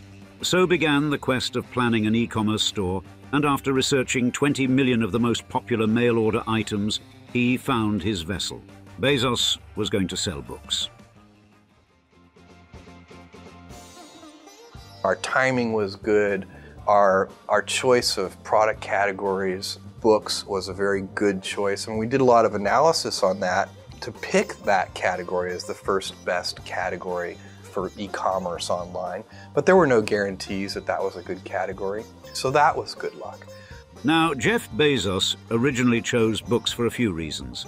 For one, there were millions upon millions of books to sell, meaning that his company would never be short on assets. And books were one of the most sold items worldwide, meaning that the well of customers would never dry out either. But after choosing his products, Bezos had to come up with a name. Eventually, he stumbled across Amazon, later explaining that the name was fitting because, for one, it started with the first letter of the alphabet, and secondly, it referred to the largest river in the world, which he wanted to emulate by creating the largest e-commerce store in the world. But then came the hard part.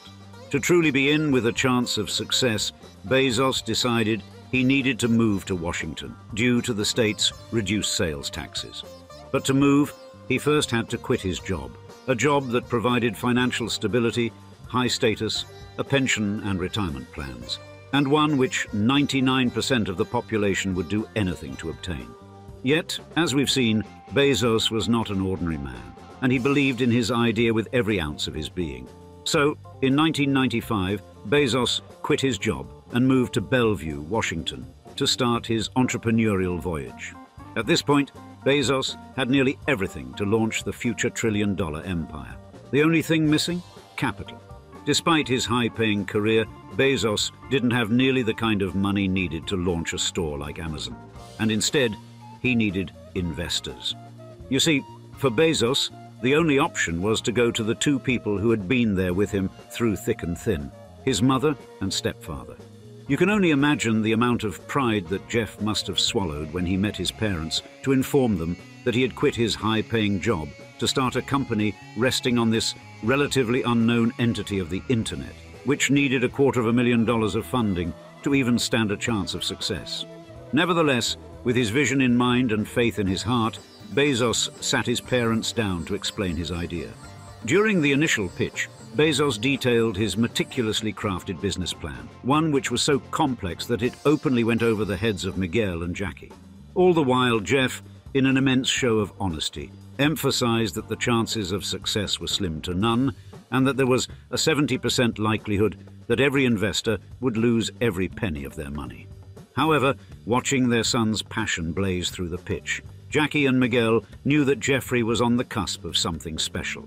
Sure, they didn't quite understand what exactly they would be investing in. They were aware of their son's genius, his relentless motivation, and his hard-working nature. They were willing to bet every penny that they had saved on their son so that he could achieve his dreams. And so, at the end of the pitch, Jeff's parents took out the majority of their life savings, investing $250,000 in Amazon, but more importantly, their son, in return for a 6% stake in the company.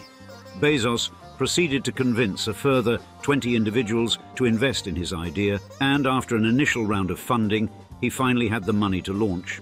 And on the 6th of July 1995, Amazon.com was officially born. You might think that with such a large initial investment, Bezos was able to rent out an office to run his online bookstore. However, the reality was much less glamorous.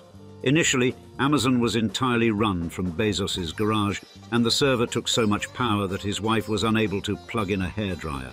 And Bezos took on every business role, from CEO to delivery man, pouring blood, sweat and tears into the early days. Yet, almost instantaneously, Amazon began to take off. Despite zero marketing or publicity efforts, Amazon began to grow exponentially, to the point where Bezos was barely able to keep up with demand. By the first month, Amazon had delivered books to every single state and a further 45 countries worldwide. This trajectory only grew day by day, and within 2 months, Amazon was making $20,000 a week in sales. Bezos also secured an additional $8 million in funding from Kleiner Perkins Caulfield and Byers in 1995 to help the company scale. However, by 1997, Amazon hadn't actually made any substantial profits. Despite its success, costs were still high, and Bezos was reinvesting every single cent he earned back into the company to help its growth. Nevertheless, in the same year, Bezos made the decision to take Amazon public, with shares starting at just $18. There are lots of advantages to shopping online, but one of the most compelling ones is how much time you can save. The fact that you don't have to drive, park, do all those things that make life complicated when you go shopping in the physical world is a huge advantage of online shopping. And the rest is history. Able to navigate the tricky battlefield of public status, Bezos only guided Amazon to new heights in the following years, ultimately creating a household name that is not just known but loved internationally. As the company grew, Bezos began to sell more and more items beyond books, giving the company a wider scope for sales, revenue, and profits. 2 years after going public, Amazon was worth tens of billions, selling over 3.5 million items, and redefining the scope of what an e-commerce store was capable of. It was also estimated that Bezos had a personal wealth of the best part of $10 billion at this time, and in 1999, Bezos was also named Time magazine's Person of the Year due to his revolution of e-commerce. Even more significant milestones were surpassed in the following years. In the fourth quarter of 2001, for instance, Amazon became profitable for the first time, reporting a net positive of $5.1 million. 2006 was another pivotal date for Amazon, as the company launched its first cloud computing service, of which it is now the largest provider in the world. Today, Amazon is loved by a majority of citizens in almost every country it operates in, and it has famously been reported to be America's most trusted institution of sorts, surpassing even the US military in positive feelings ratings among Americans. Gone are the days of waiting 4 days for your parcel or going outside to buy your items. Instead, Amazon offers every product you could think of, from books to homeware, at the push of a button, all delivered to your front door the next day. And thanks to thousands of reviews of every single product, the days of questioning whether the product in question is worth the money are over, as you can simply take someone else's word for it. Yet, it's not just e-commerce that Amazon has taken over, though. The company also dominates the e-book market through Audible, retail shoes through Zappos, and even food itself through Whole Foods.